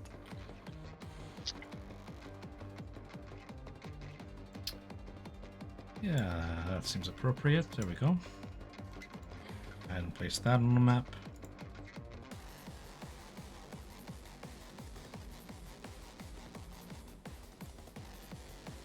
Blindly shambling into the room is a second helmed whore, attacking with disadvantage as it positions itself, trying to find its target. It's going to be 2 disadvantageous swings against Dralis. Let me just read its stat block real quick to make sure it doesn't have any... Oh, condition immunity is blinded, meaning it has a special sense. Blind sight. Okay, that makes sense.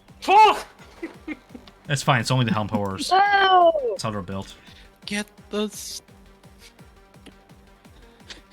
cane.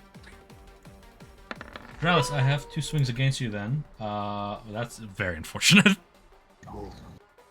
Ah! Yeah. The first arcane sword swing lands for... That's a lot of damage. But we are level 8, so no That's a excuses. lot of damage. Unless you're immune to force damage, it will be a total of 38 for the first swing. Second one I can lands. take the 38. Second swing lands for 21, I believe, hitting unless anybody has a reaction to stop it. Landing for a total of 13 damage. Is Dralis still up after those 2 swings? Just barely, my guy. Giving Fan Array the chance to rule some death saves. Yippee! And giving Varaxis the initiative thereafter. Alright. 7. What's the Oh no. What's the temp HP on that one ability? 1d6 plus 8? Dralis? Yes. Yeah, 1d6 it's plus 1d6 8.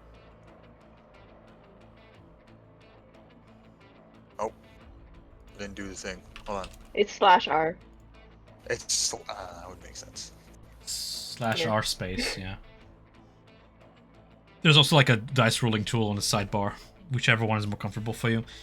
And yes, the second helmed whore did take damage from the Spirit Guardians, which, by the way, are those still up? There we go. You're so right. I need to roll that Constitution. That's fine.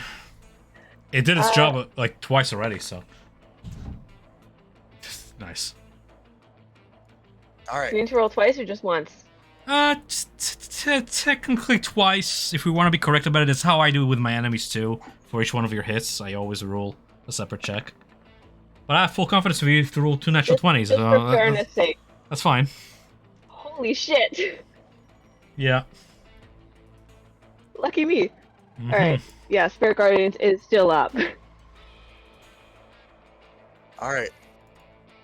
As much as I want to get that rod from Jack or the Minotaur, I imagine the only way to do that without bringing him down would be to grapple him. And I'm just going to be real, my strength is not it to do any sort of grappling. I mean, disarm is a thing in D&D. Is he holding it? I thought it was like up his sleeve. He's holding it in one arm, and the other arm has the unsheathed now like blade. All right, how does disarming work?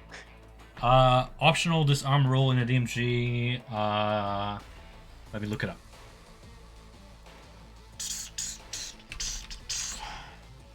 Disarm. If anybody can find it before me, I will appreciate it. Otherwise, If he rolls an attack roll, and Jack rolls an athletic.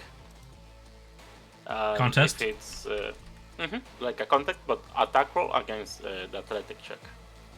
sure, let's go with that for the sake of expediency. All right, so I get disadvantage on the attack roll because I'm in darkness, right? Does he get disadvantage on athletics check in darkness? Sure. Probably.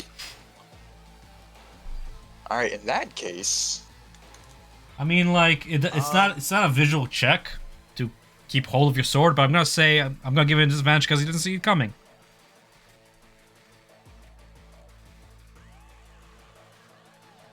we're just gonna hope for the best. I am going. Actually, no, I'm not. I'm just going to attack his weapon with my dagger. Sounds good. Disadvantage. Roll anything above a 2. Double critical. Yeah, that disarms it.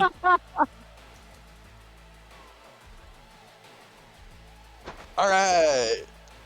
So if he disarmed it, I'm going to quickly bend down and pick it up. Sounds Just good. drop whatever daggers in my offhand. You feel a surge of cold power rush through you. For a moment, you see through the construct's eyes and become in sync with it, and you can feel that you have full control of it. As you sort of move the rod in your one hand, you hear the inner machinations behind you as the arm cannons also moves where you aim. Is he still preparing to fire? He's under your command. You commanded to fire. No, I do not. Okay. I'm gonna have it shut that down, and then I'm going to use my bonus action to use a cunning action and disengage. See, I used 10 feet, I have 20 left, so I'll just move right back here. So, yeah, how does controlling the Minotaur work? Does it use like actions, or is it just its own deal? It uses its own action to attack. You just command Alright, it. Your will is its will. All right. I'm going to have it point its gun straight at Jack's face.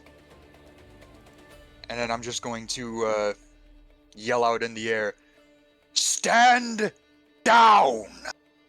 Ooh. And yeah, that'll be my turn. Cool. Chaos, as the whole room is still sort of in darkness here. Where's my rod? Where's my rod? No, no, no. Victory is not in cards. Says Jack as you hear footsteps through the darkness as he begins to fumble against the wall step in sort of backwards against it and begins to sort of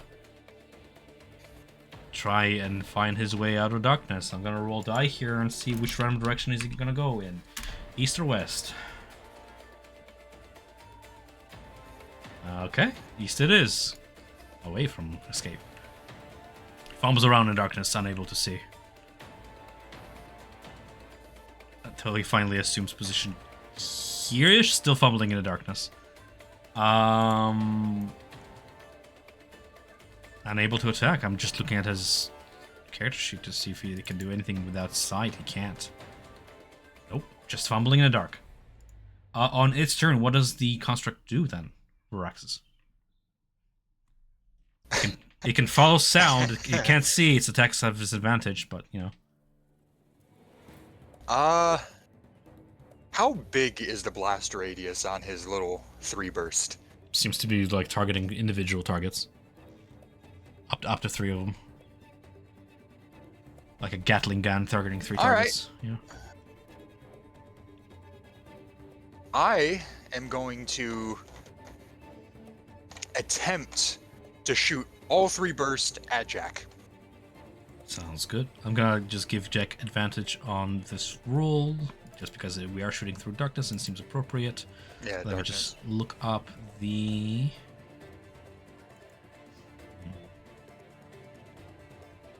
Just +1. 1d20. +1. 3 times. DC 14. Success, fail, fail. Half damage on the first one, full damage on the latter one. 3 bursts from the shrapnel arm cannon.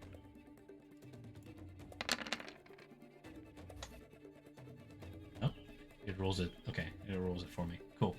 So we have, I'm doing math here, a total of 8 plus 8 plus 12 plus 16 plus 18 plus 22 plus 13 and half all the fire damage because it's a tiefling for even half. That's gonna be a lethal strike as you absolutely obliterate. You hear Jack get absolutely gunned down, and he's like, with his last few breaths, he's like, "Oh, you cheated," and just drops dead.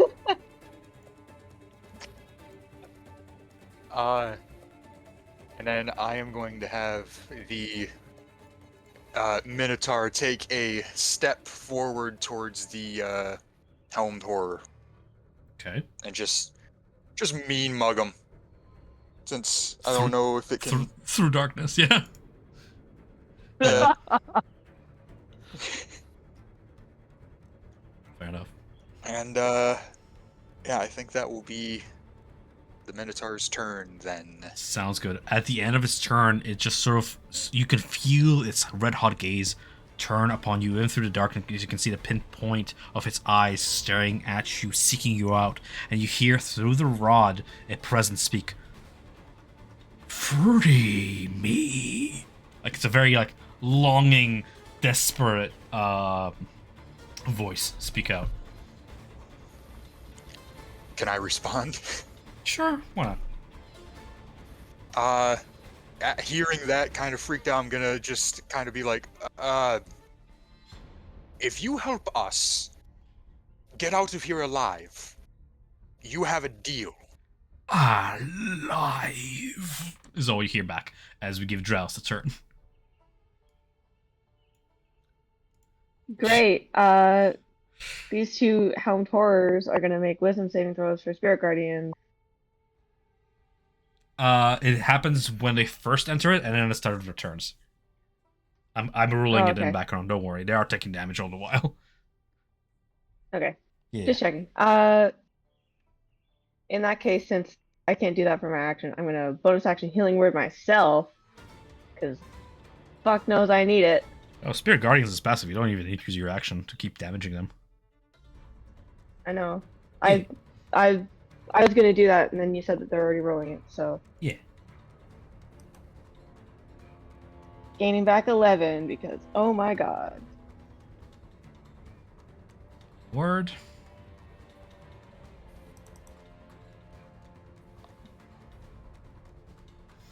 And then I'm going to roll my temporary hit points. I prefer it to be higher, but 9 is okay. And I guess that's it for me. Okay, standing guard. I feel. I'm not pulling back punches. Healing just take damage next turn is a good way to be a tank, I suppose. But with disadvantage on. Oh no, they have blindside. Okay. I feel like we just went through this.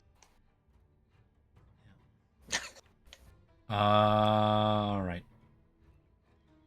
Stepping toward the one who holds the rod, the helmed whore is going to go ahead and attempt to break through here. It's going to be difficult terrain to do this maneuver. And swipe its arcane sword at Varaxis here. I have a 11 and a 9 missing as I give Hector Yes. initiative.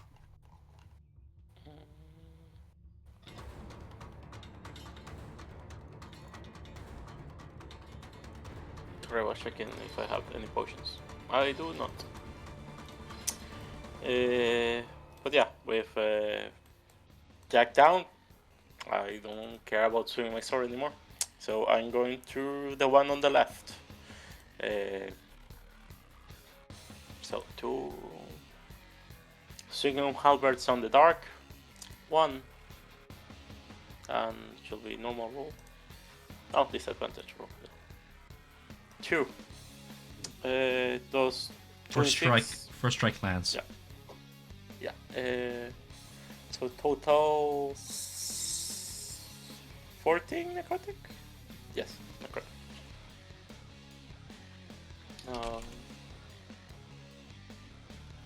Let's do something else. Oh no, I forgot. I don't like fixing actions. That's it for me.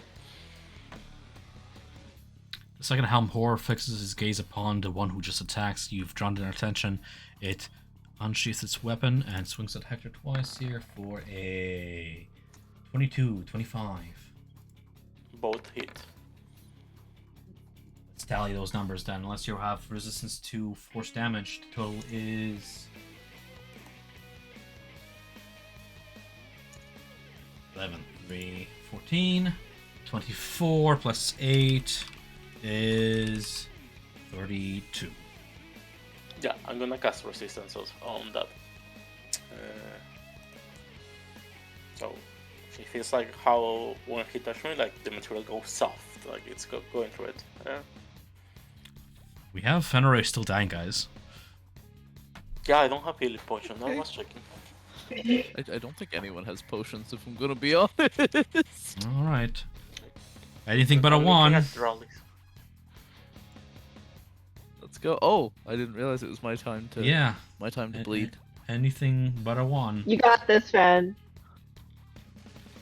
Nice. 1 success, 1 failure Fen! on Fen here. See, my favorite part is my sheet covers where the chat box is, so I have to go and actually check. Extra suspense.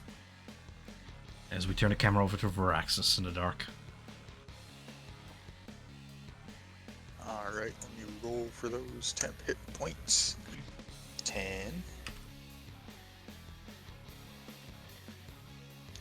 And then I am going to use a bonus action and use Cunnick's action and disengage from this helmed horror in front of me. Oh, wait. No, I can make it. I'm going to move around here, and I'm going to use... To stabilize, do I need a Medicine check? kit? Medicine? Medicine check. A kit allows you Yeah, to I- recover health with it. Alright, well then I am going to attempt to stabilize. Sure thing. Let's see, where is it? There it is. Oh. DC 10. Success. We have a stable Fenrir. Alright, thank God. And that was my action. And I'll just... that's it. That's that. Jack is dead. Returned to his master in Mineros. The construct still in your control by the rod. All right. I'm gonna have it just stomp this helmed horror Sounds good. sitting to the left of Dralis. Virgil is going to go ahead and attempt a crushing attack against the plated armor of this thing. And the crushing arm just sort of catches on the metal as it lifts up a gauntlet hand to block it, and they just strength struggle against each other. The attack does not hit, unfortunately. A roll of 2. Does he have any other actions? Or is Not that at, it? not at this time, no. The weapon at the Alright. end of his turn just sort of recharges back with a click as more munition is loaded. Then that'll just hold his action. Or hold his turn. Yeah.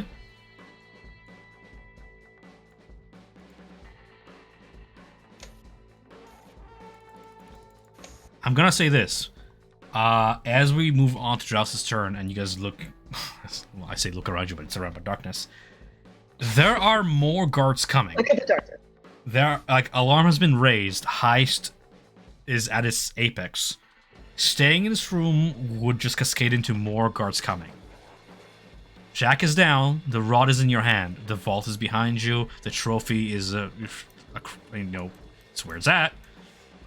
What you guys want to do is up to you. But I'm gonna just say, if you keep in this room, you're just gonna have more security arrive. Gotcha. Yeah. Unless you wish to slaughter all staff here, we can certainly do that all night. No problem. We need to get Fen I'd up. like to avoid a TPK by doing that. Yeah, I think Draws is gonna disengage and get the fuck out of that area. Like, assuming that he can estimate where the door is.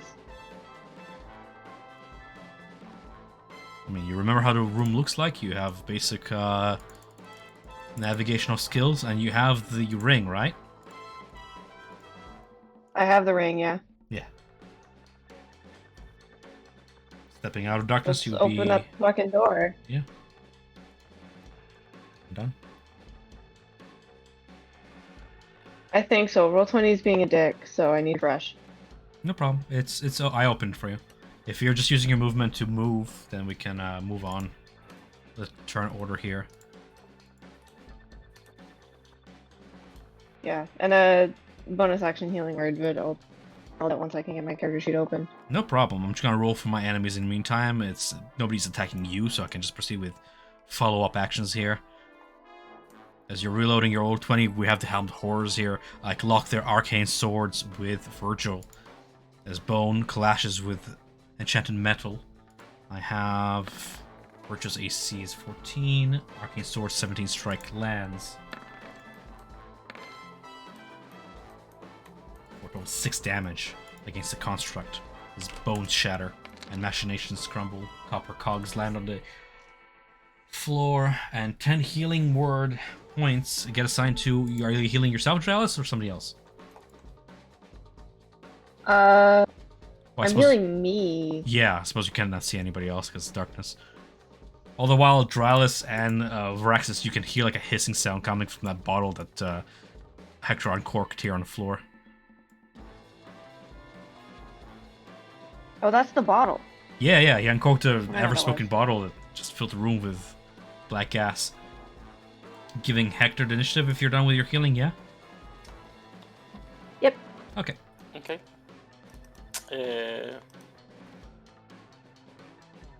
Yeah, I'll take the one on the left. Okay.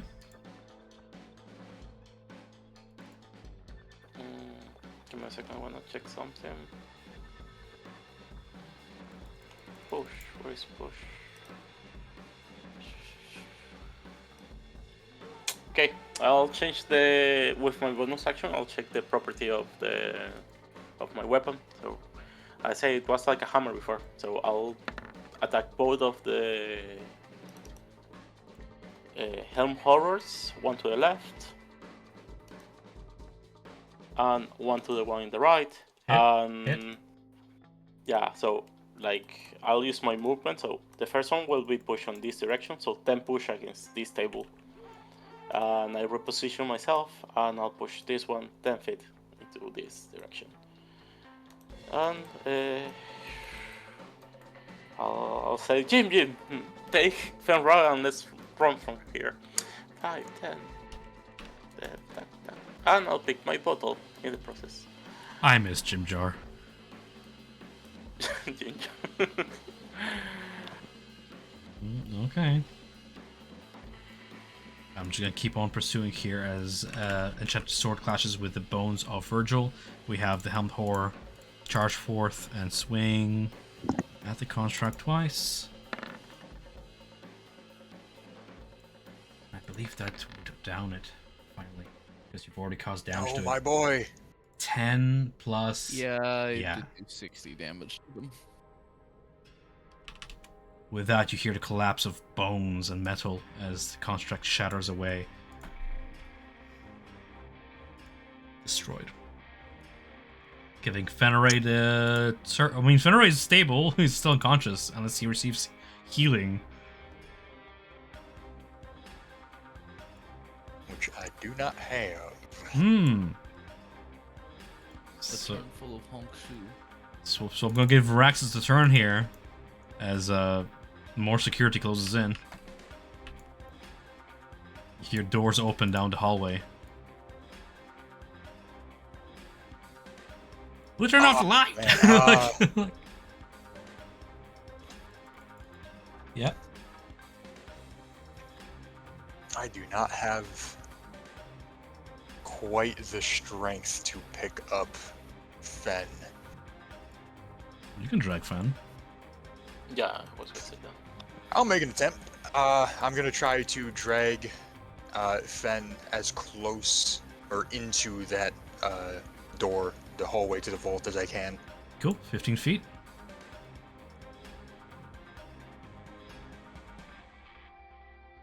Two, three, so 15. And does that use an action? No, let me think. I'm gonna say no. All right. Yeah, I'm gonna say no. Then in that case, I am going to use Just this time because I'm not sure. I just want to Yeah. keep things moving. I'm gonna use my bonus action, do insightful fighting on this helmed horror. That one. Which is my insight check against their deception check. Of 0 will be a total of 11.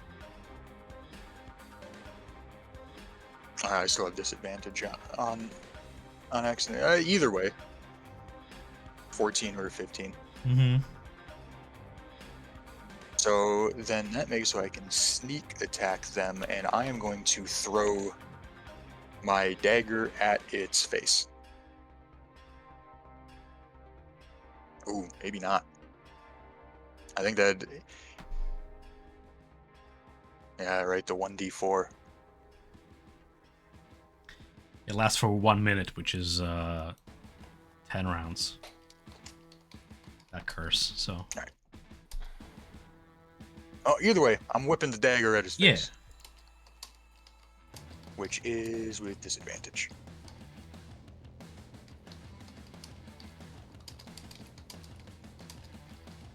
It's a good distracting strike. Any follow-up attacks? You hear the metal on metal sort of ricochet sound. Yeah, I'm gonna do it again. This time I'm gonna use Lucky Okay, and cancel out that disadvantage. sounds good. I'm gonna have one dagger left after this. Use my dagger in my offhand and throw it at his face again. I've been just blinded the entire party, but all my enemies have blind sight that still survive. They say that I side with Jack, okay? Sure. I feel like you did. For a bit at least. I'm gonna move Do you things. want me to re-roll that disadvantage on that again? But I see disadvantage. Yeah, but I used lucky to cancel it out, so it'd just be a normal roll. So wouldn't it be like just 12? Because it would be a single roll. I guess, yeah. Yeah. So like when you roll disadvantage or advantage, it rolls 2 dice. The first roll and the second roll. If you were rolling normal, it just rolls once, which would be 12, like the first one. All right. Unfortunately. And I am down some daggers. All right. Well, that'd be my turn. Your foot sort of like catches on something on the ground as you nearly trip on it. You can feel the handle of your like first dagger you threw at Jack.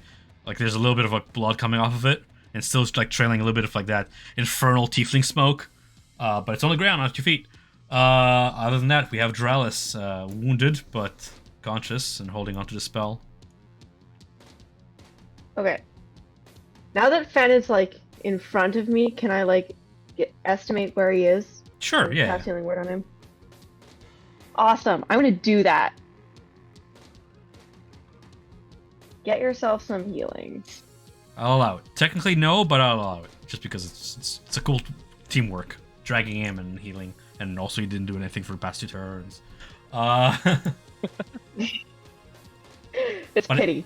But if you ever play with another dungeon master and tells you no, just know it's only because this spell requires a visual, and darkness is very powerful.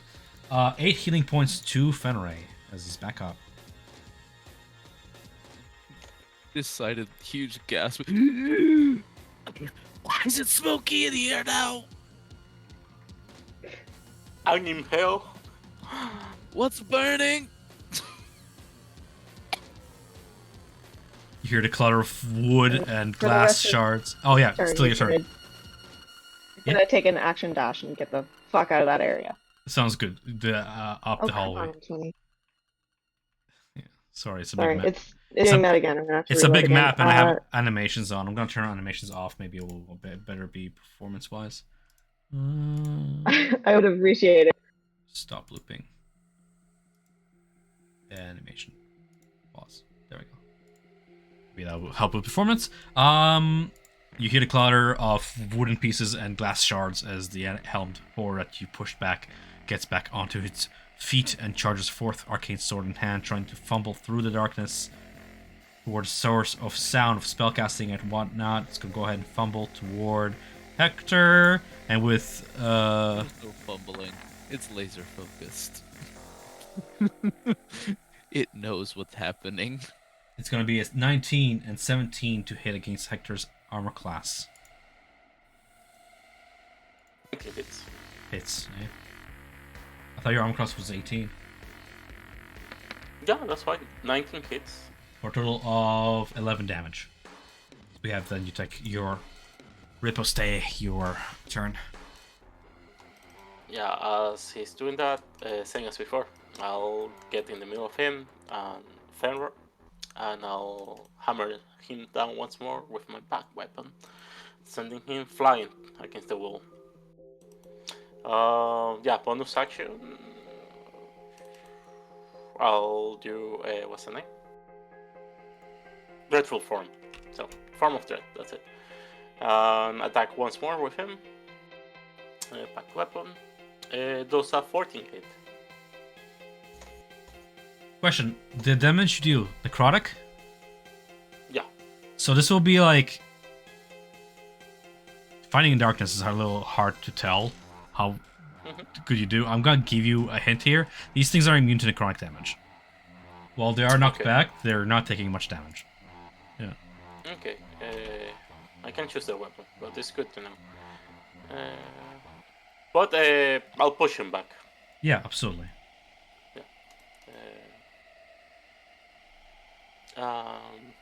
Okay, boys, we are getting out of here, and I'm just making a space so Fenrir doesn't go down once more. Sounds good. Acting as the front, yeah. That's it. Sounds good.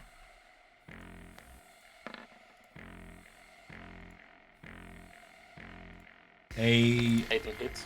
arcane blade strikes for a total 19 damage against penetrating through your shield as you assume attacking position, protecting Fenrir from the brunt of those strikes. As we have Fenrir follow up. Getting up, hacking, and coughing. I think he is going to quickly. Hector, are you okay? You doing And all right there, friend? you ask that, and you hear the splash of blood against the wall. He's dead. Oh, good. Yeah. Oh God. See, I have the fun now of what spells work when I can't see. Yeah. You can get out of darkness, and you say, Ivan, what did you do? Good. He still needs visual. "I know." Good I can't old attack reliable past you because fireball. I can't see anything. Oh, that's not what I meant. Throw random no, fireballs in the no, middle of the fireball arena. doesn't because it's a point you choose that you can see. So it Yeah. would have to be focused on my feet. Ah, good enough. I don't exactly want to touch these things.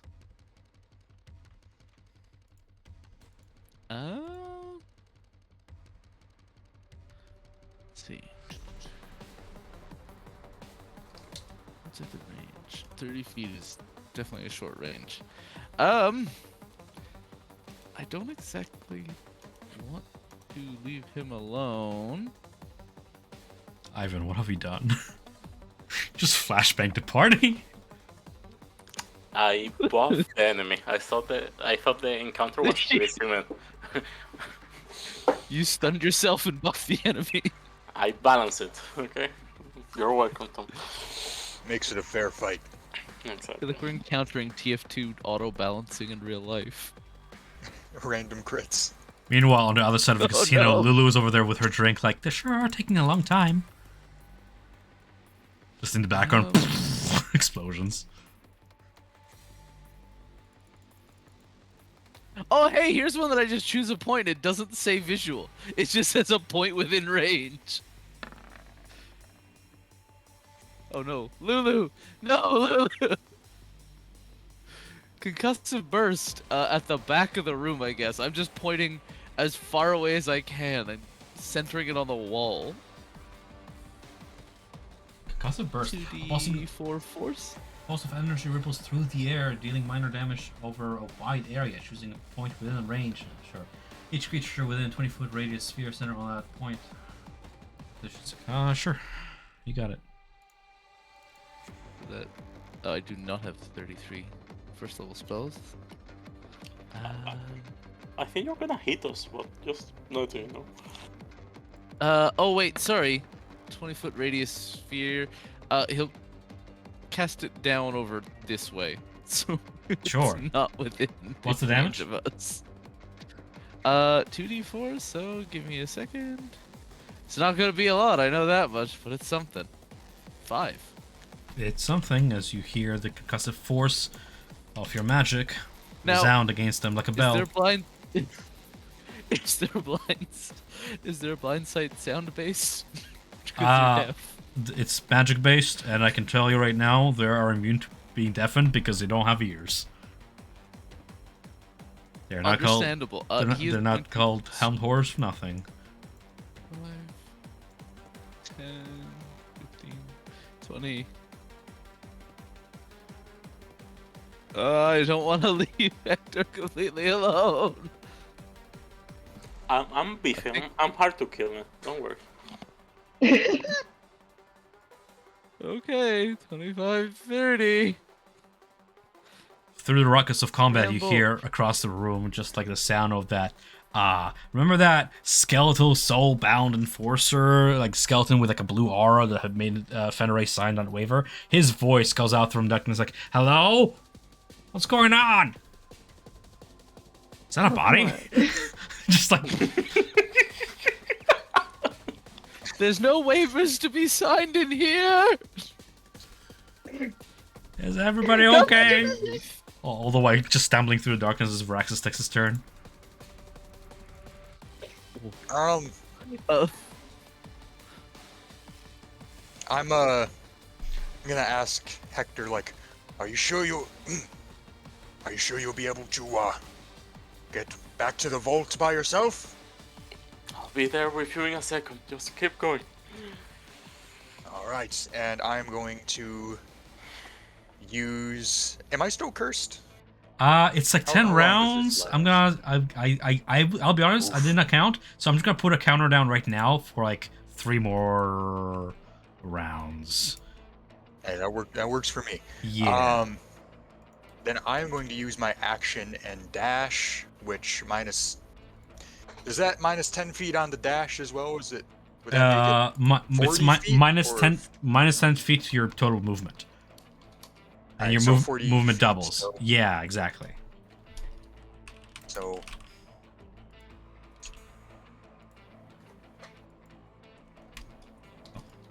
Eh. Oh, I'm moving slow. Trust me, you got off easy. So- I don't know if you know what carry nuts do when they fulfill their curse, but it's kind of hilarious. So right there, and then I'm going to pull out my hand think I know. crossbow, turn around, and ready an attack action. Well, no, I think that's also an action. So I only have bonus actions left. Well, actually, can I just have used that dash as my bonus action since I have cunning action? You are a rogue, yeah. Saving my action. Yeah. So then I'm going to use my action, ready my crossbow as an attack for if a helmed horror comes around the corner. All right, cool. You know what'd be really funny, Hector? Put on a helmet. But anyways, Don't listen to him. Don't listen to the demons. right. Put on that helmet. Who leads with a gun? Dralis, do you want to do anything in your turn? Oh my god, what's when he's doing it again? Not really. Oh, okay.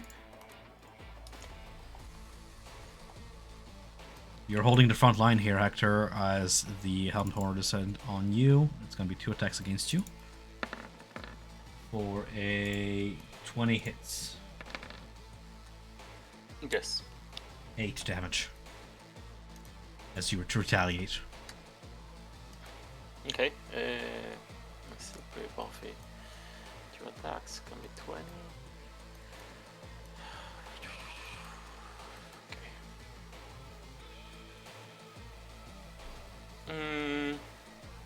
Okay, I just remind. I pick up my bot, and I'm not gonna use the spell. I'm gonna risk it. I'm gonna dash out of the range of these guys. Sure thing. It's going to be 2 opportunity attacks. You know that, right? Yeah, I'm aware of that. Okay. So, The reactions are spent to try and stop you. A 21 lands, scathing you in the back for a total of 16 additional damage as you take the bottle with you and dash away. okay. Do you cork the bottle? I need to use an action to cork it. Alright. So I'm gonna say no. Oh no. I keep trolling people. Say no more. Oh, Oh god, what's burning in the hallway now? Running in here with a smoke bomb. okay. I'll put it in Fenori's hands as I'm passing by. Hot potato. Hot potato, exactly. Yeah, I like hot potato. As he keeps running. What's the command word? Because he doesn't know the command word for it. Because he wasn't here when you got it. We're here So readying a he's just in crossbow the smoke. attack. I want something funny. What could be funny? Readying a crossbow attack, and all of a sudden the whole hallway just fills with smoke right where I'm aiming. Good teammates. Curse goes down Cheers, to you know, 2. cheers. Cheers is We're great the at group. command word. Cheers. All right. Wait, all this did was give the Helm Horror advantage on me. What the fuck? Now I'm blinded, innocent. Hector, stop doing that, man! Clank, clank, No. clank, clank, clank, clank, What's Clank. clanking menacingly? clank, He's in clank. range. Oh, Something passes by you So- at Mach speed, just scraping its sword and armor against the wall. Just elbow He's checking in them. range, so I'm gonna take Yeah. that crossbow attack. For sure. And I get sneak attack if I hit, because there's an ally within 5 feet. Well, I mean, So we are going to. Yeah. There we go. Damage? So, 22, and then 18. 18 strikes.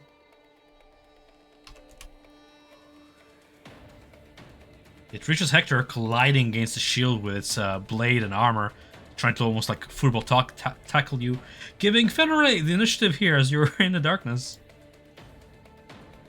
I guess first things first, I'm gonna use my action. I think Hector yelled it back, so he's gonna just go, cheers, and just slap the cork onto it. Fair enough. By the way, I don't think the thing has like a command word, does it? Like, yeah, you use a word to do it. should. Yeah. Alright, Yeah, that's... you have to say the command word when you cork it. Okay, cool. So the darkness does linger, I believe, till it's dispersed by wind. I think it's a minute or wind, yes. That was Yeah. my action, so I can't create wind to get rid of it.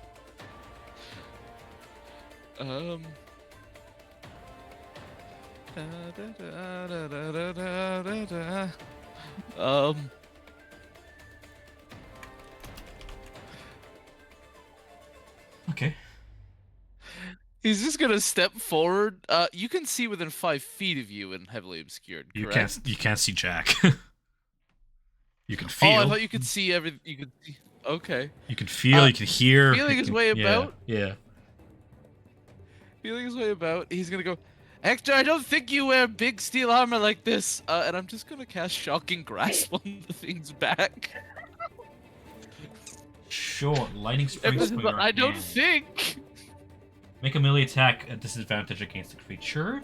You have advantage on attack rolls if the target's wearing armor. So make a normal normal roll against it. Regular roll. Regular roll. Regular roll. Um. And I'm gonna check lightning down. let's see, Spell immunities. Huh. 30, 20. That's cool. Hell yeah. That strikes. How much damage? Advantage on saves. That is 4. 4. It's something. And it has, I believe, disadvantage or something, right? Cannot take reactions until its next turn. Okay. Oh yeah. If that worked, he's just gonna run. Just slaps it on the back of the way by and just sprints past Dramas. Fair enough. It's electrocuted. For Axis. I am going to make another crossbow attack against the Helmed Horror, and I have advantage on that because of the Vex property on the hand crossbow. Go for it. Is he in the darkness? Yes. He is, right? So that'd just be normal attack then. Hmm. Cancels it out. So 12 does 12? not hit. No, unfortunately, it's very highly armored. Security unit. Alright. Then I am going to move. Going to move and kind of weave in and out. Mm-hmm. Use my movement, get up here. And then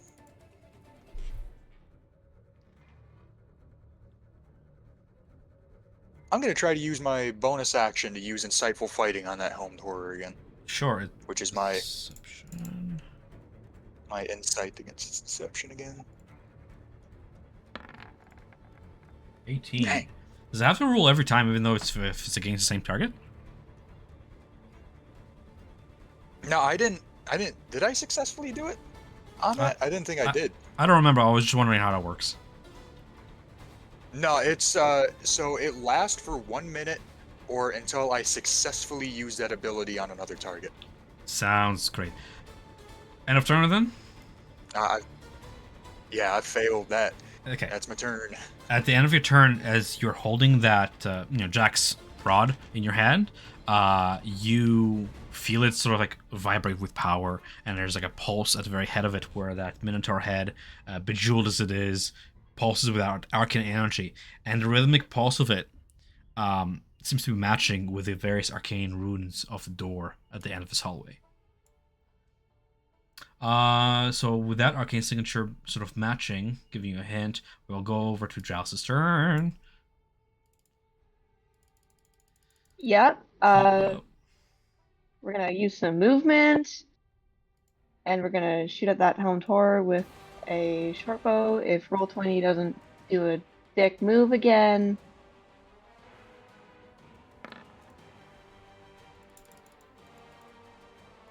does 19 hit?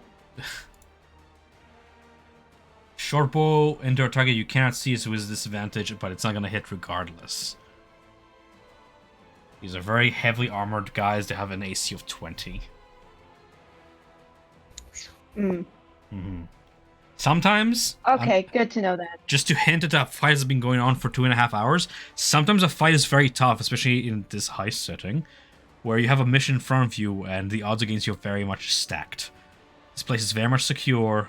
Fighting will just bring more security onto you guys. I'm just giving you guys a hint that the odds are stacked against you here.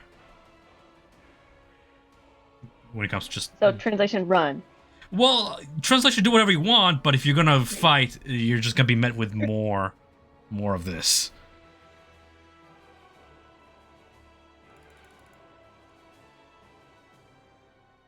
I don't even know what to do with Lulu. Yeah, draw. Lulu cannot get to you guys because she's behind locked doors.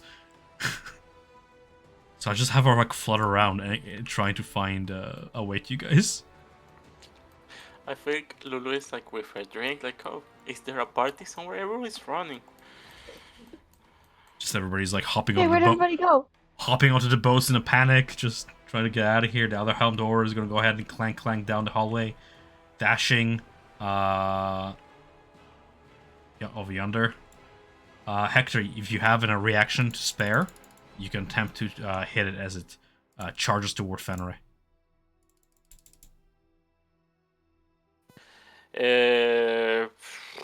Yeah, let's do it. I haven't decided by the fit, but it seems like life chose it for me.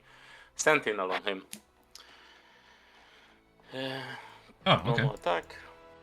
Yeah, like I was not sure what fit take, but I was like really keen on like going for it. So I don't think it hits. Okay, miss. Unfortunate. Yeah. The curse has one more round lasting as we have Hector take his turn. Okay. This is the next There's guy. no opportunity attacks from that one, by the way. He can't take reactions. Correct. Okay. Attack. So, knowing that, I'll run, get in front of you.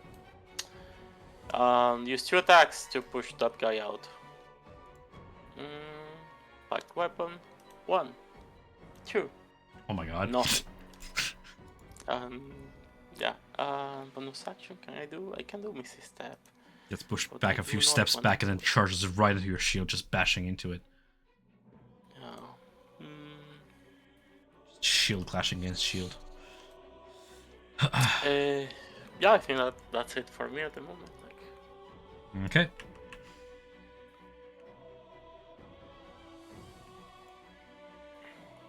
No longer electrocuted, has its reaction back. This wounded helmed horror charges forth 1 strike against Hector. 1 against Fenrir. Fenrir's gonna be just in and out of consciousness throughout this fight, I feel like. Against Hector, I have a 10, missing. Against Fenrir, I have a 2 plus bonus for an 8, missing. Fenrir, as you duck out of the way of that arcane sword swing, and it clashes wide against the wall behind you. What do you do? I think now not at disadvantage, at advantage actually, because of being made out of metal. He is going to shock and grasp the one next to him. Roll again. That was just a normal 21 21. hits. 8 For lightning. 8 lightning damage this time. Electrocuting into place. As he does that, turning around. Why is the door closed? Why is the door closed? Just running at it full tilt. Varaxis, you are cursed for 1 more turn, and that's it. All right. So, I am going to gonna attempt to hit that helmed horror again with my crossbow. Sounds good. One The one that's been advantage just stunned by the of- electricity? Yes. Sounds good. Rolling against a 20 here. 16. Why? You have a huge bonus that roll too, Alright. but you just haven't rolled 9. It just sucks. I just haven't been rolling good with the crossbow. Then in that case, after I miss, I am going to use my cunning action and dash. Mm-hmm. So As you that would be 25 feet to get up to here. As you approach the door, you can see there's like a slot at the dead center of it, almost perfectly fitting for the rod to be inserted, rotated, and open the door that way, sort of thing. Then I'm going to insert the rod and rotate it and try to open that. Done and done. After I do, I'm just going to turn around to Fen and Drop Speed, go, voila! And then, let's see, I still have 15 feet of movement. I'm gonna hold that. That will be my turn. Alice? Uh-huh. We're gonna walk through the door, I don't know. You tell me. I guess. You guys had a week to plan. We technically did plan, and it's not going how we thought it would. Oh my god, roll 20, really? You step into the room. I'll describe it Alright, once more okay. while you're reloading, just in case you forgot.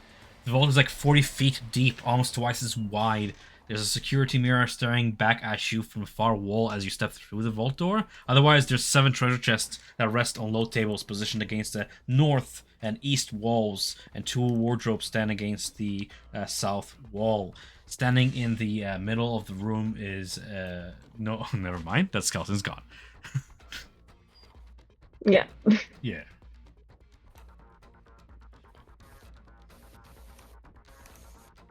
Otherwise, it's a dead end.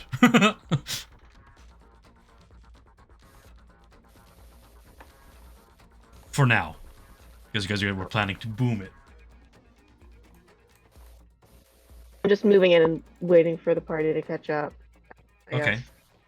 I'm just gonna go ahead and go with my Helmed Horror attacking Hector before he takes his turn. Because Hector is essentially acting as a blockade there. Hector, you're still surviving somehow. It's gonna be a 18, meaning your armor class striking you for a total of 8 slashing plus 9 force damage is a total of 17 damage. How are you holding up? A lot of temp HP. Oh, bless. Yeah, man. Like, Dralis is not the only source. Fair enough. So, 17. I can't give you a lot, actually. 29. Okay. This guy doesn't have a Reaction. thingy. I have 15 to speed. This is the guy that just attacked me.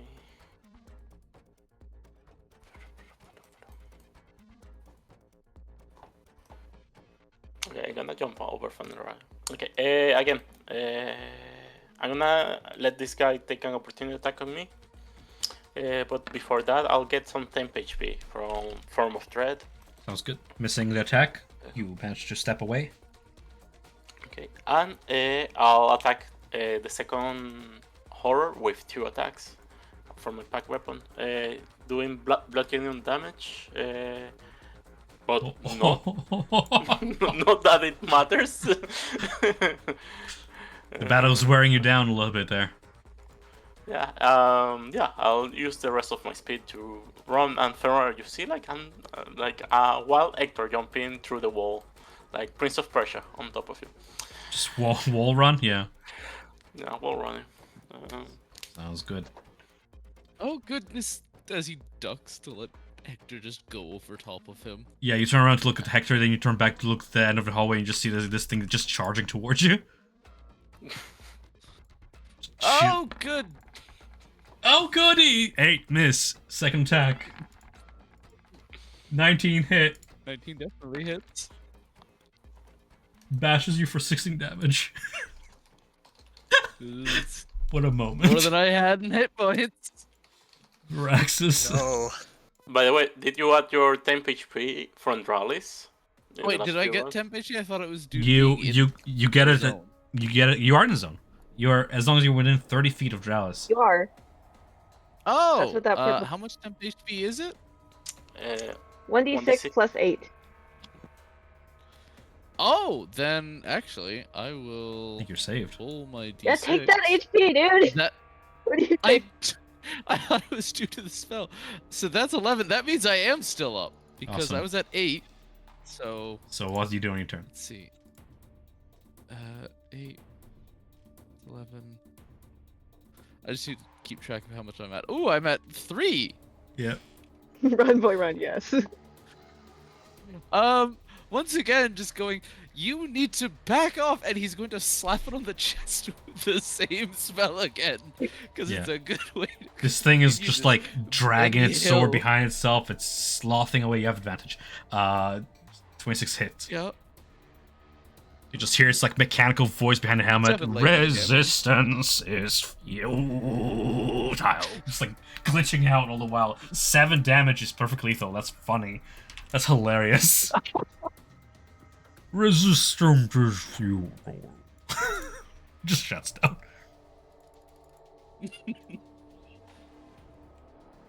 These things are insanely heavy, right?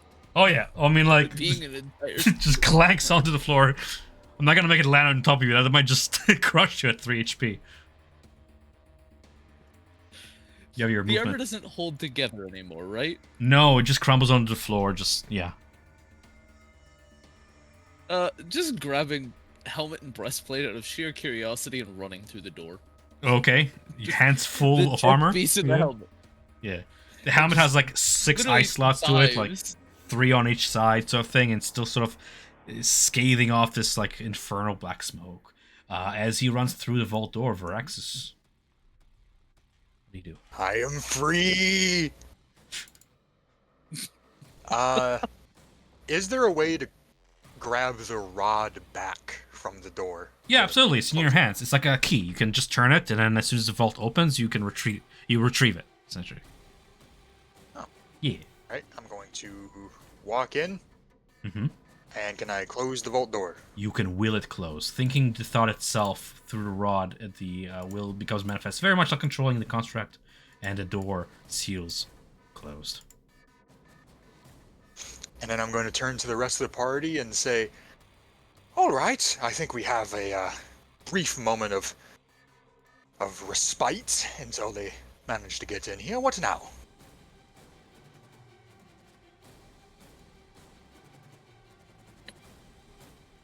I mean, now we grab as much as possible and we get the fuck out. Like, we blow a hole in the wall.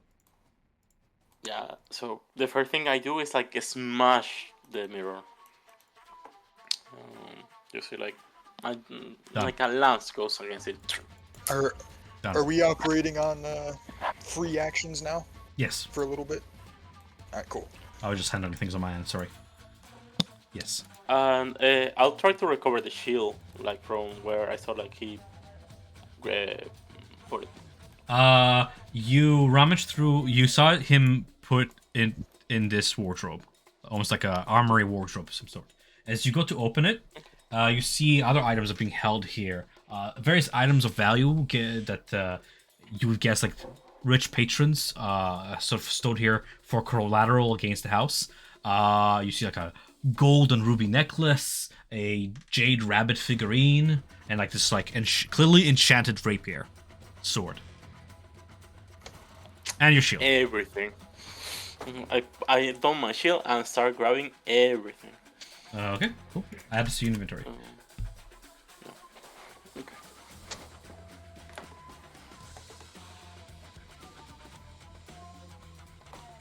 What is the Also, rest walk over doing? to the next one and start opening that.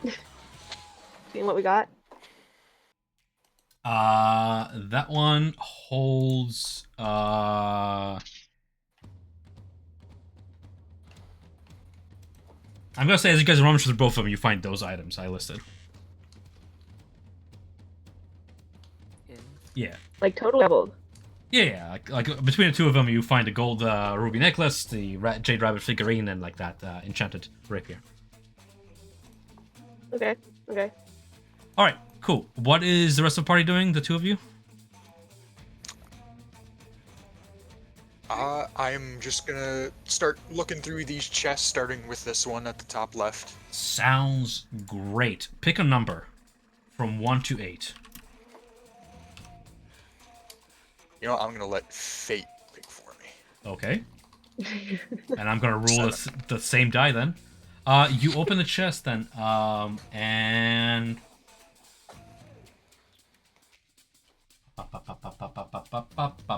I'm just reading the block real quick. Okay, first thing you obviously notice is it's unlocked. Within is a whole bunch of gold coins of various mintage. You count like at least like around 1,000 gold coins in his chest. Curiously enough, the level of the coins seems to occasionally like dip down and then rise back again, like almost like a ocean face, you know, like dip down, back up, like as if it's like a breathing mass. It's the slot machines. All right. I'm gonna turn to the rest of the party and say, I think of these chests, the gold for the jackpots out on the floor. So I say we get ourselves a jackpot and leave. We still need to find the rods. They've got to be in one of these chests somewhere. Hope. It's gotta be in one of them. Then we'll open the chest he is directly next to. So pick a number between 1 and 7. 3. 3? Okay. You open that chest, and there's a brief sizzle of magic that you can feel as a wizard. You know when a chest is enchanted. You're just not sure what the nature of the magic is. As the trap or whatever like triggers, you wait for something to happen, and nothing. You open it slightly more, and you see within the chest are more coins. Again, in the thousands. And similarly, they seem to breathe. Oh, that's a lot of gold. So, even more gold in that chest. And similarly, it seems to breathe up and down as if the amount changes every few seconds. I feel like if I reach in here, I'm going to burst into flames. Each chest seems to have like a seal of Mammon, that same symbol you saw Hector in Jack's office, sort of inscribed on the bottom side of the lid when you open the chest. As you stare at the chest some more, you see like a coin apparate into existence from a sigil and drop down into the chest, as if teleported from elsewhere.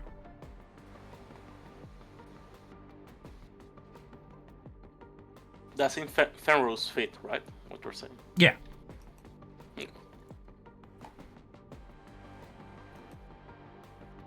Okay, maybe I won't burst into flames. Maybe this is a teleportation of sorts. He's gonna reach in very shakily and just take one coin out very quickly. You have one gold coin in your hands. Cold to the touch.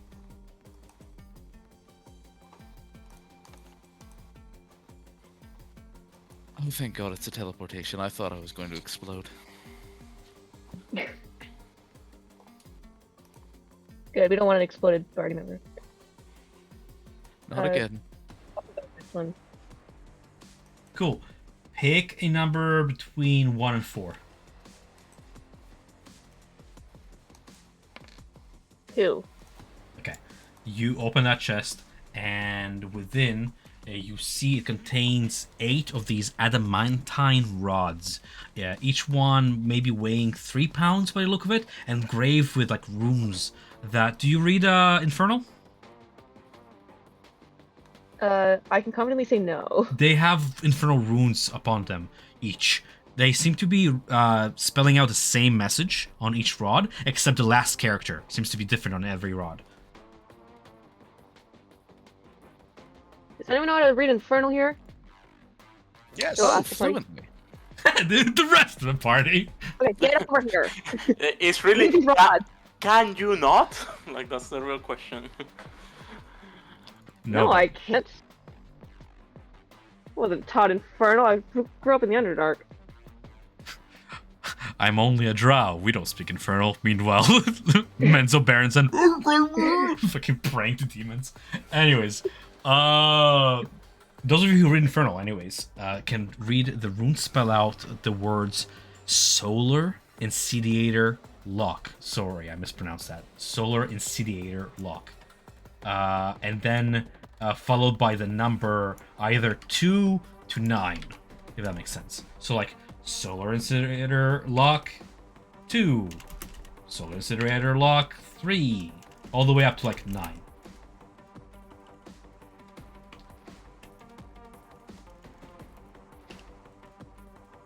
Are these the keys to a weapon? Do you all think?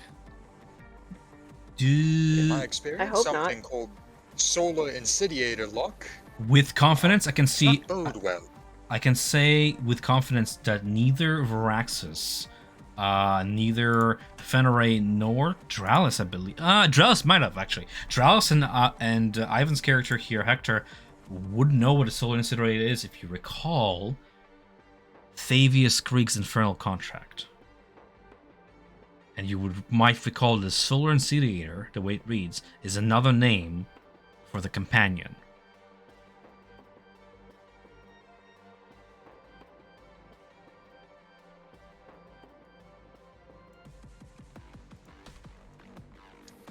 Ivan? I'm mute. Yeah. Does this rod look identicals, each one of them? The rods, Like, yeah, identical in size, weighing like 3 pounds each. Yeah.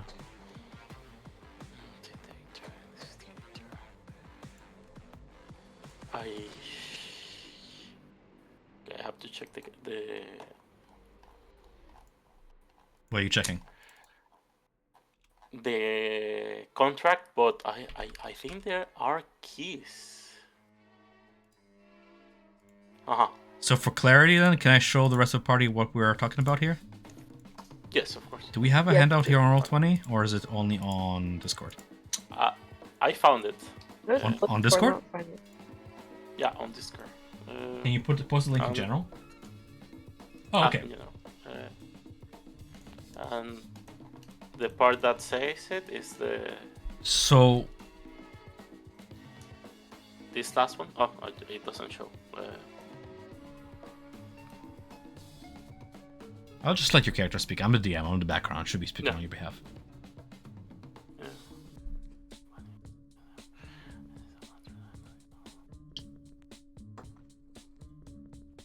Okay, so like I say, like, oh, we discovered this by the Zero 4 city, and it's how he brought the companion like a second son into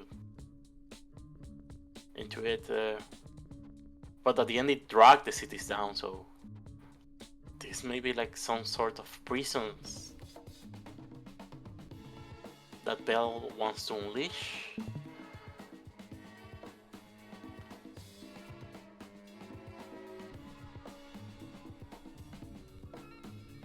Maybe whatever he wants to unleash, he wants to use against Ariel. I doubt it's against Ariel. It's just another tool for him to have, to use.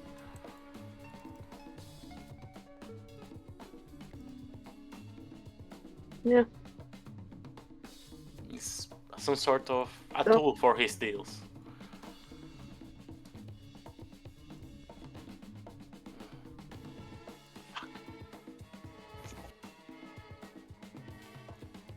Well, backing up, we'll figure out what to do with them later. Next chest?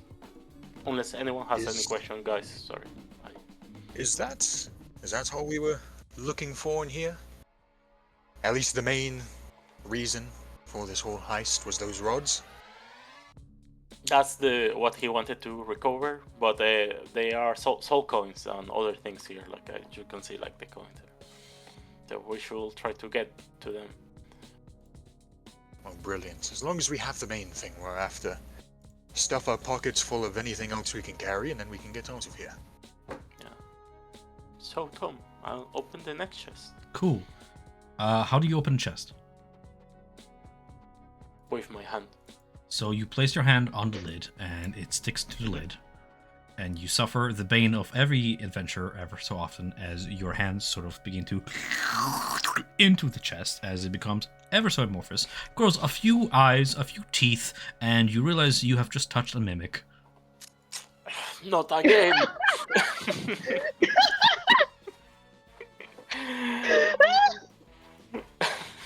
I guess we should have figured.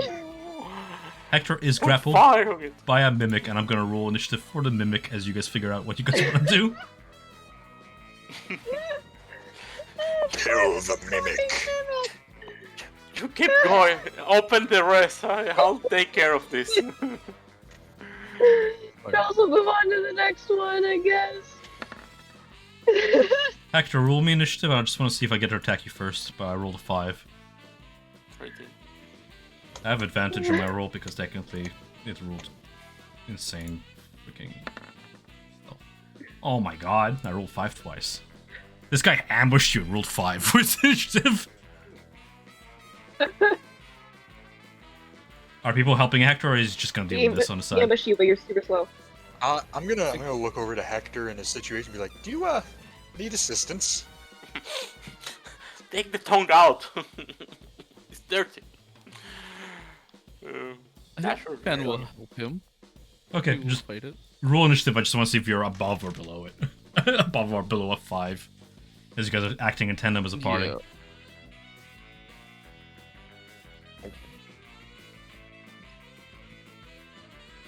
Sorry, just 1 sec. You guys were playing Russian roulette with a bullet. Yep. I'll roll initiative as well. As we're rolling initiative, I just want to know what's happening with all those thousands of coins you guys are leaving in those chests, or are you guys taking some? Just let me know by end of session as we're approaching it. I don't know if we have enough Well, there's definitely time for another combat, but we'll see. Was that Fen? he's definitely taking some of them. It's just he didn't want to grab all of them at once. Right. Varaxis, you ruled 17. I'm going to put you on initiative. I'm not sure what's going on here, why you're not being put on here, but I fixed it. I think everybody rolled about 5 though, so you're golden. Hector's still shocked by this ambush. Goes last in the group as Dralis, Varaxis, and Fanray get to act if they so wish. Yeah. Great.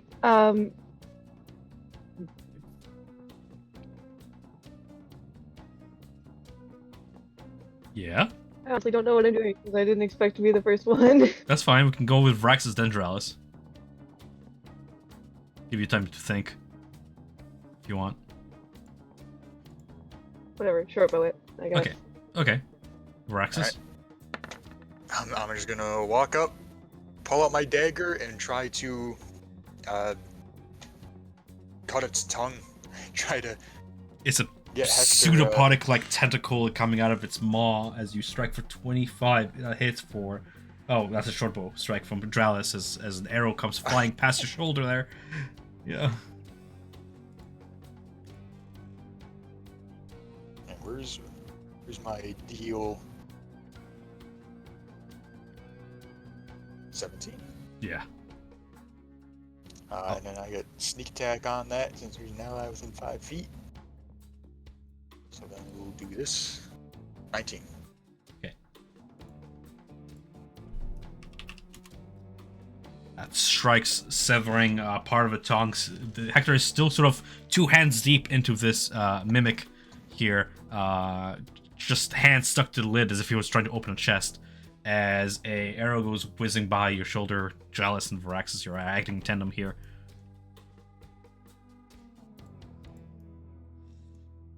Any follow-ups? Yeah, I'm assuming a 25 hit. Absolutely, I apply the damage as the arrow sunk into like one eye socket of this creature. Sweet. As that comes That's whizzing all by for me, me. I'm just Yeah. gonna kind of turn around and look at Dralis, giving kind of kind of like a stern look, like that was close, a little too close. And then, what can I do? I think that's it. I think that's. I don't have another dagger. No problem. Since we had a little bit like in tandem turn here, I'm just gonna check if Tralis. Anything else you want during your turn? Nah, that's it. No problem. Giving Fenrir the floor. He's gonna turn around and go, "Not more problems," and I'm going to cast Frostbite on it. That is a Causing a DC numbing 15 frost con save from it. Yeah, Constitution, you got it. Now go ahead and close all these other sheets real quick, and go to my mimic and make those rules public. There we go. Constitution, you got it. 8. 7 cold damage. 7 cold damage has disadvantage on its next attack. Fair enough. That should help. Hector, you're grappled. Yeah, so with my free hand, I just put it inside the mouth of the mimic, and I invoke my pack weapon. So I'm just flavoring the attack, but I'm trying to make like the halberd breaks in from inside. Cool. 1. 22 strikes. And that And the 10. second one is a miss, unfortunately. Or 16 radiant. Yeah, 16 radiant. Slowly begins to like writhe away from the floor. It was stuck to the wall. It begins like crawling towards you, trying to like absorb you in its oozing mass as it becomes less and less like a chest and more just like this amorphous bubble. Any follow-up actions? No, that's it. All right. The wounded mimic usually has advantage on its attacks against the grappled creatures, but it's frostbitten, so it's going to be a normal rule. Against Hector. 20. It meets. For... Let me just read this real quick. Yeah, that's with a bonus. Nice. 17, I believe. Total damage with acid as the acidic bite cusps down on your greedy little hands. That's it for the mimic.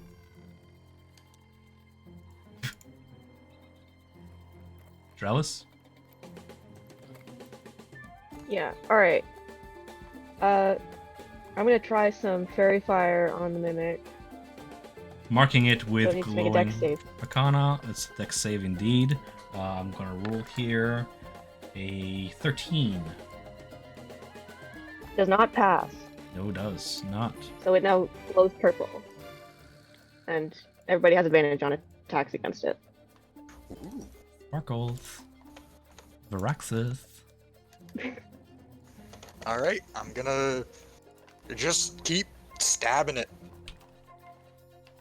Now I have advantage. Ooh. Yes, you do.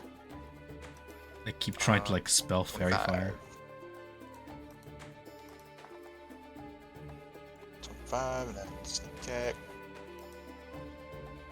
23 damage. Sparkles. 23 damage. Yeah, it destroys it. And I guess we're out of initiative. I'm gonna keep initiative on the board for no reason whatsoever. Don't worry about it.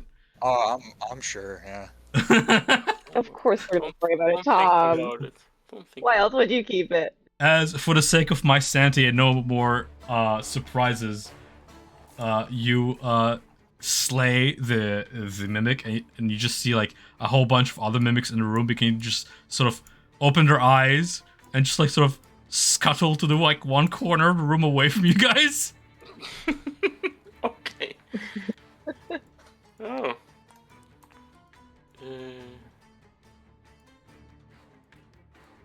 Okay, the soul coins. I was expecting them to be here. So in total, there are 2 chests with coins and 1 with rods. Okay. Well, I think we got what we came from. We only need the statuette. I heard that you made a new friend. Picking up on Pick Lulu and we're done. And I look at Feno. I need in that corner, and he points to the corner that the mimics have huddled into. Just like And shaking he is stare. just staring. Yeah, he's just staring with like a very tired, shaky look. I mean, you can herd them away from the corner. We'll be animal handling. Yeah. Yeah. Oh, no. Mimic Animal handling. handling. Yeah, I have something in that. I don't know why it went to advantage. It's a 4. Okay, cool. So how... Describe to me how you're trying to herd them. Like, what do you do? He points at them and just points to the other corner. Like, So you see across their the- eyes, like, where the follow your mirror is. finger as you move it through the air, and then they begin to inch toward it, and, like, chicks attracted to a worm, they're just trying to, like, grab your finger out of the air, and, I mean, you're effectively hurting them, being bait. It's just screaming, get them away, get them away, get them away. They're very slow, they're, Why like, did very you try ooze-like. to herd them? Why didn't you just blow up the I corner they were in? I only have a few spell slots left, and I need them for the walls. Just... Yeah, So- that was a little bit draining. So once again, if anything, we've learned that Dylan's character absolutely excels at distraction. This is like the 3rd time he's doing it. Absolutely. The wall is yours.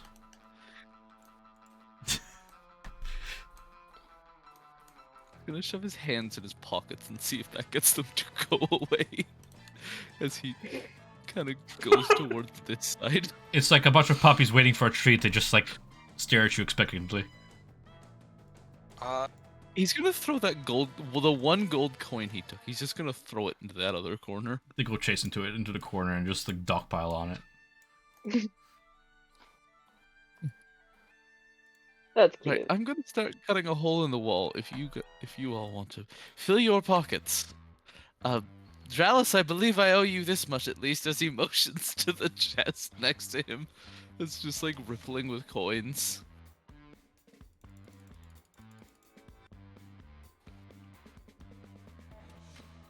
I'm sorry, you owe me what much at least? I mean, you can have this back. It didn't work out, and he hands Dralis the coin purse back that is full of just ground to dust and like flakes gold coins. I can't use this. I mean, you can have 25 of my cut. I can still use it elsewhere. Yeah, you take the powder. I'll take the regular ass coins. He starts filling his coin purse with coins. All right, perfect. And he'll take the powder into his coin purse, mixing it into a messy pile. Turn around, just kind of angling it in the corner. I'm gonna try and just cut a hole in this wall with stone shape. Oh.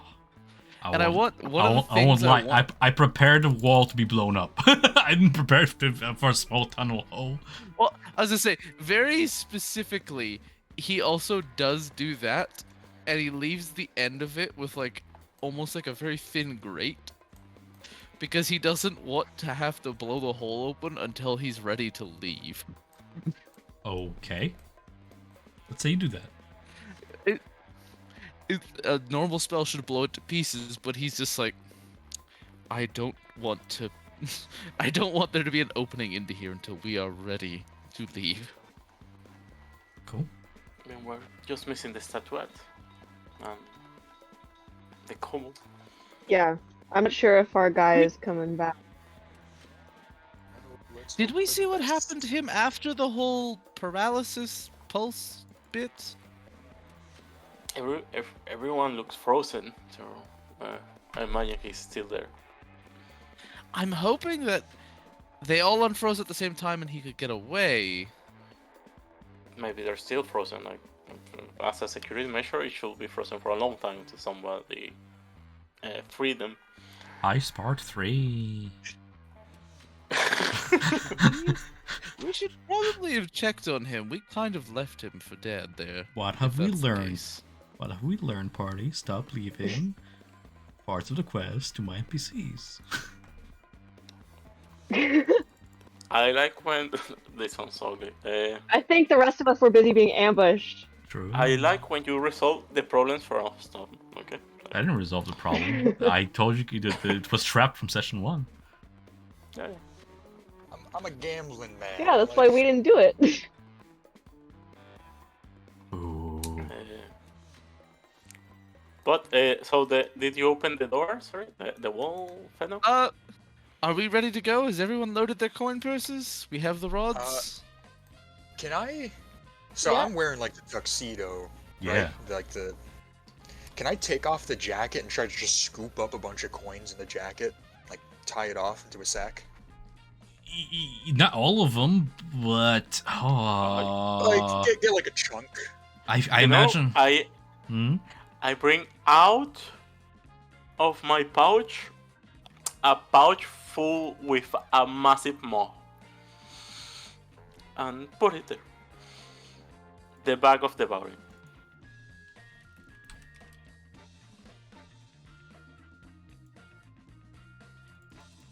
He's just gonna walk back and just start stuffing every little pocket in his robes and his satchel with as much coin as he can fit in it. Are we actually It feels like we are going to declare war on Mammon if we throw a bag of devouring into what seems to be his coffers. What makes you think that if we take the rods is not the same case? I mean, he's probably not going to be happy about this, but you're literally throwing an all-erasing extra-dimensional horror pouch into the pockets of the man most obsessed with money in this universe. We only need to bring the coins out of it after. Oh, you can do that. I thought they just went whoosh. Okay, let me just do this part. In a cubit, hold a cubic foot of such material. As for the jacket, I don't see why you can't like take the entire coffer. It has 20 pounds worth of coins in it, plus whatever the coffer weighs, and you can just sort of tie off the jacket so you can carry it all, sort of like a sling. Why not? That works. Like a rubber bag. Yeah. A rucksack. Yeah. That's the chest with the rods, with the coins, or with the more coins. What do you say, sir? Well, there's 3 chests with actual loot, right? So I'm just asking which one does he like fling over his back? Oh yeah, we didn't grab the rods. I guess I'll tie my jacket or the rods in my jacket because that's what the chest I'm looking at is. It's the one with the rods in it. Sounds great. So pick those up, sling it over my shoulder. Okay. Hector, do you want to message Lulu and tell her what's going on? I feel like we kind of left her behind. I'll try, but she has to be at a certain distance. Lulu, all good. We're going home. Wait for us in the waterfall. Can Lulu reply to Near the this waterfall. message? Yes. Is there a word limit? No, but let me put it just to be sure. But Sure. What you hear back from the messages, where are you guys? You've just gone? Hello? we mission success, Lulu. We did it. Awesome. I'll take the boat out. I'll meet you outside. Get in. Lulu, did you order the virgin margaritas? How I told you? You're so good. Were they virgin, Lulu? What? Were Are they they virgin? virgin Do they have margaritas? alcohol?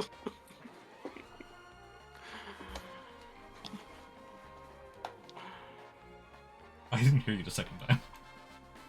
No, like I'm asking like if they were virgin margarita, so no alcohol on them. He's asking if she's drunk. Yeah, she sounds it. Oh, we may have a problem. That's Ah. another part. They cancelled the circus. Yes, I wonder yes, why. listen. I'm just hanging out with the lion. I got the lion in the boat. I'll see you outside.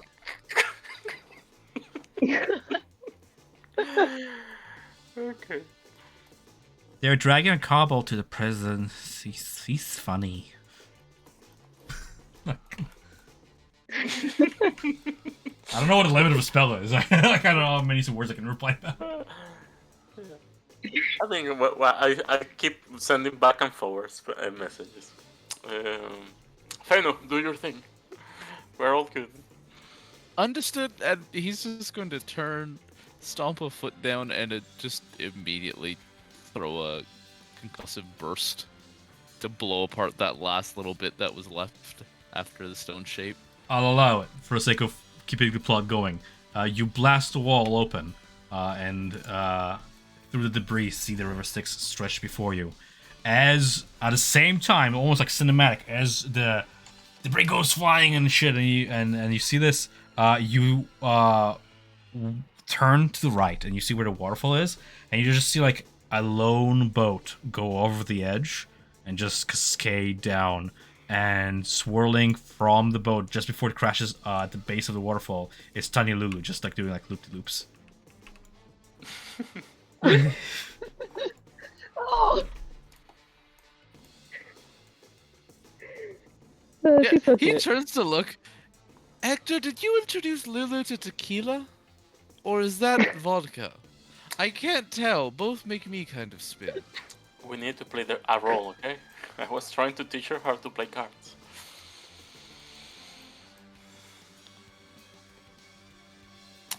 By the way, I fail at that.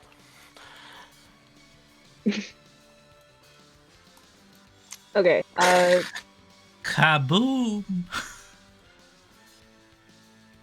How's it going?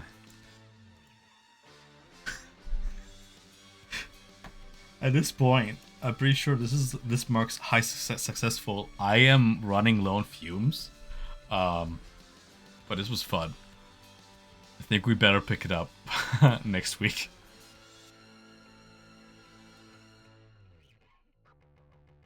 Hello?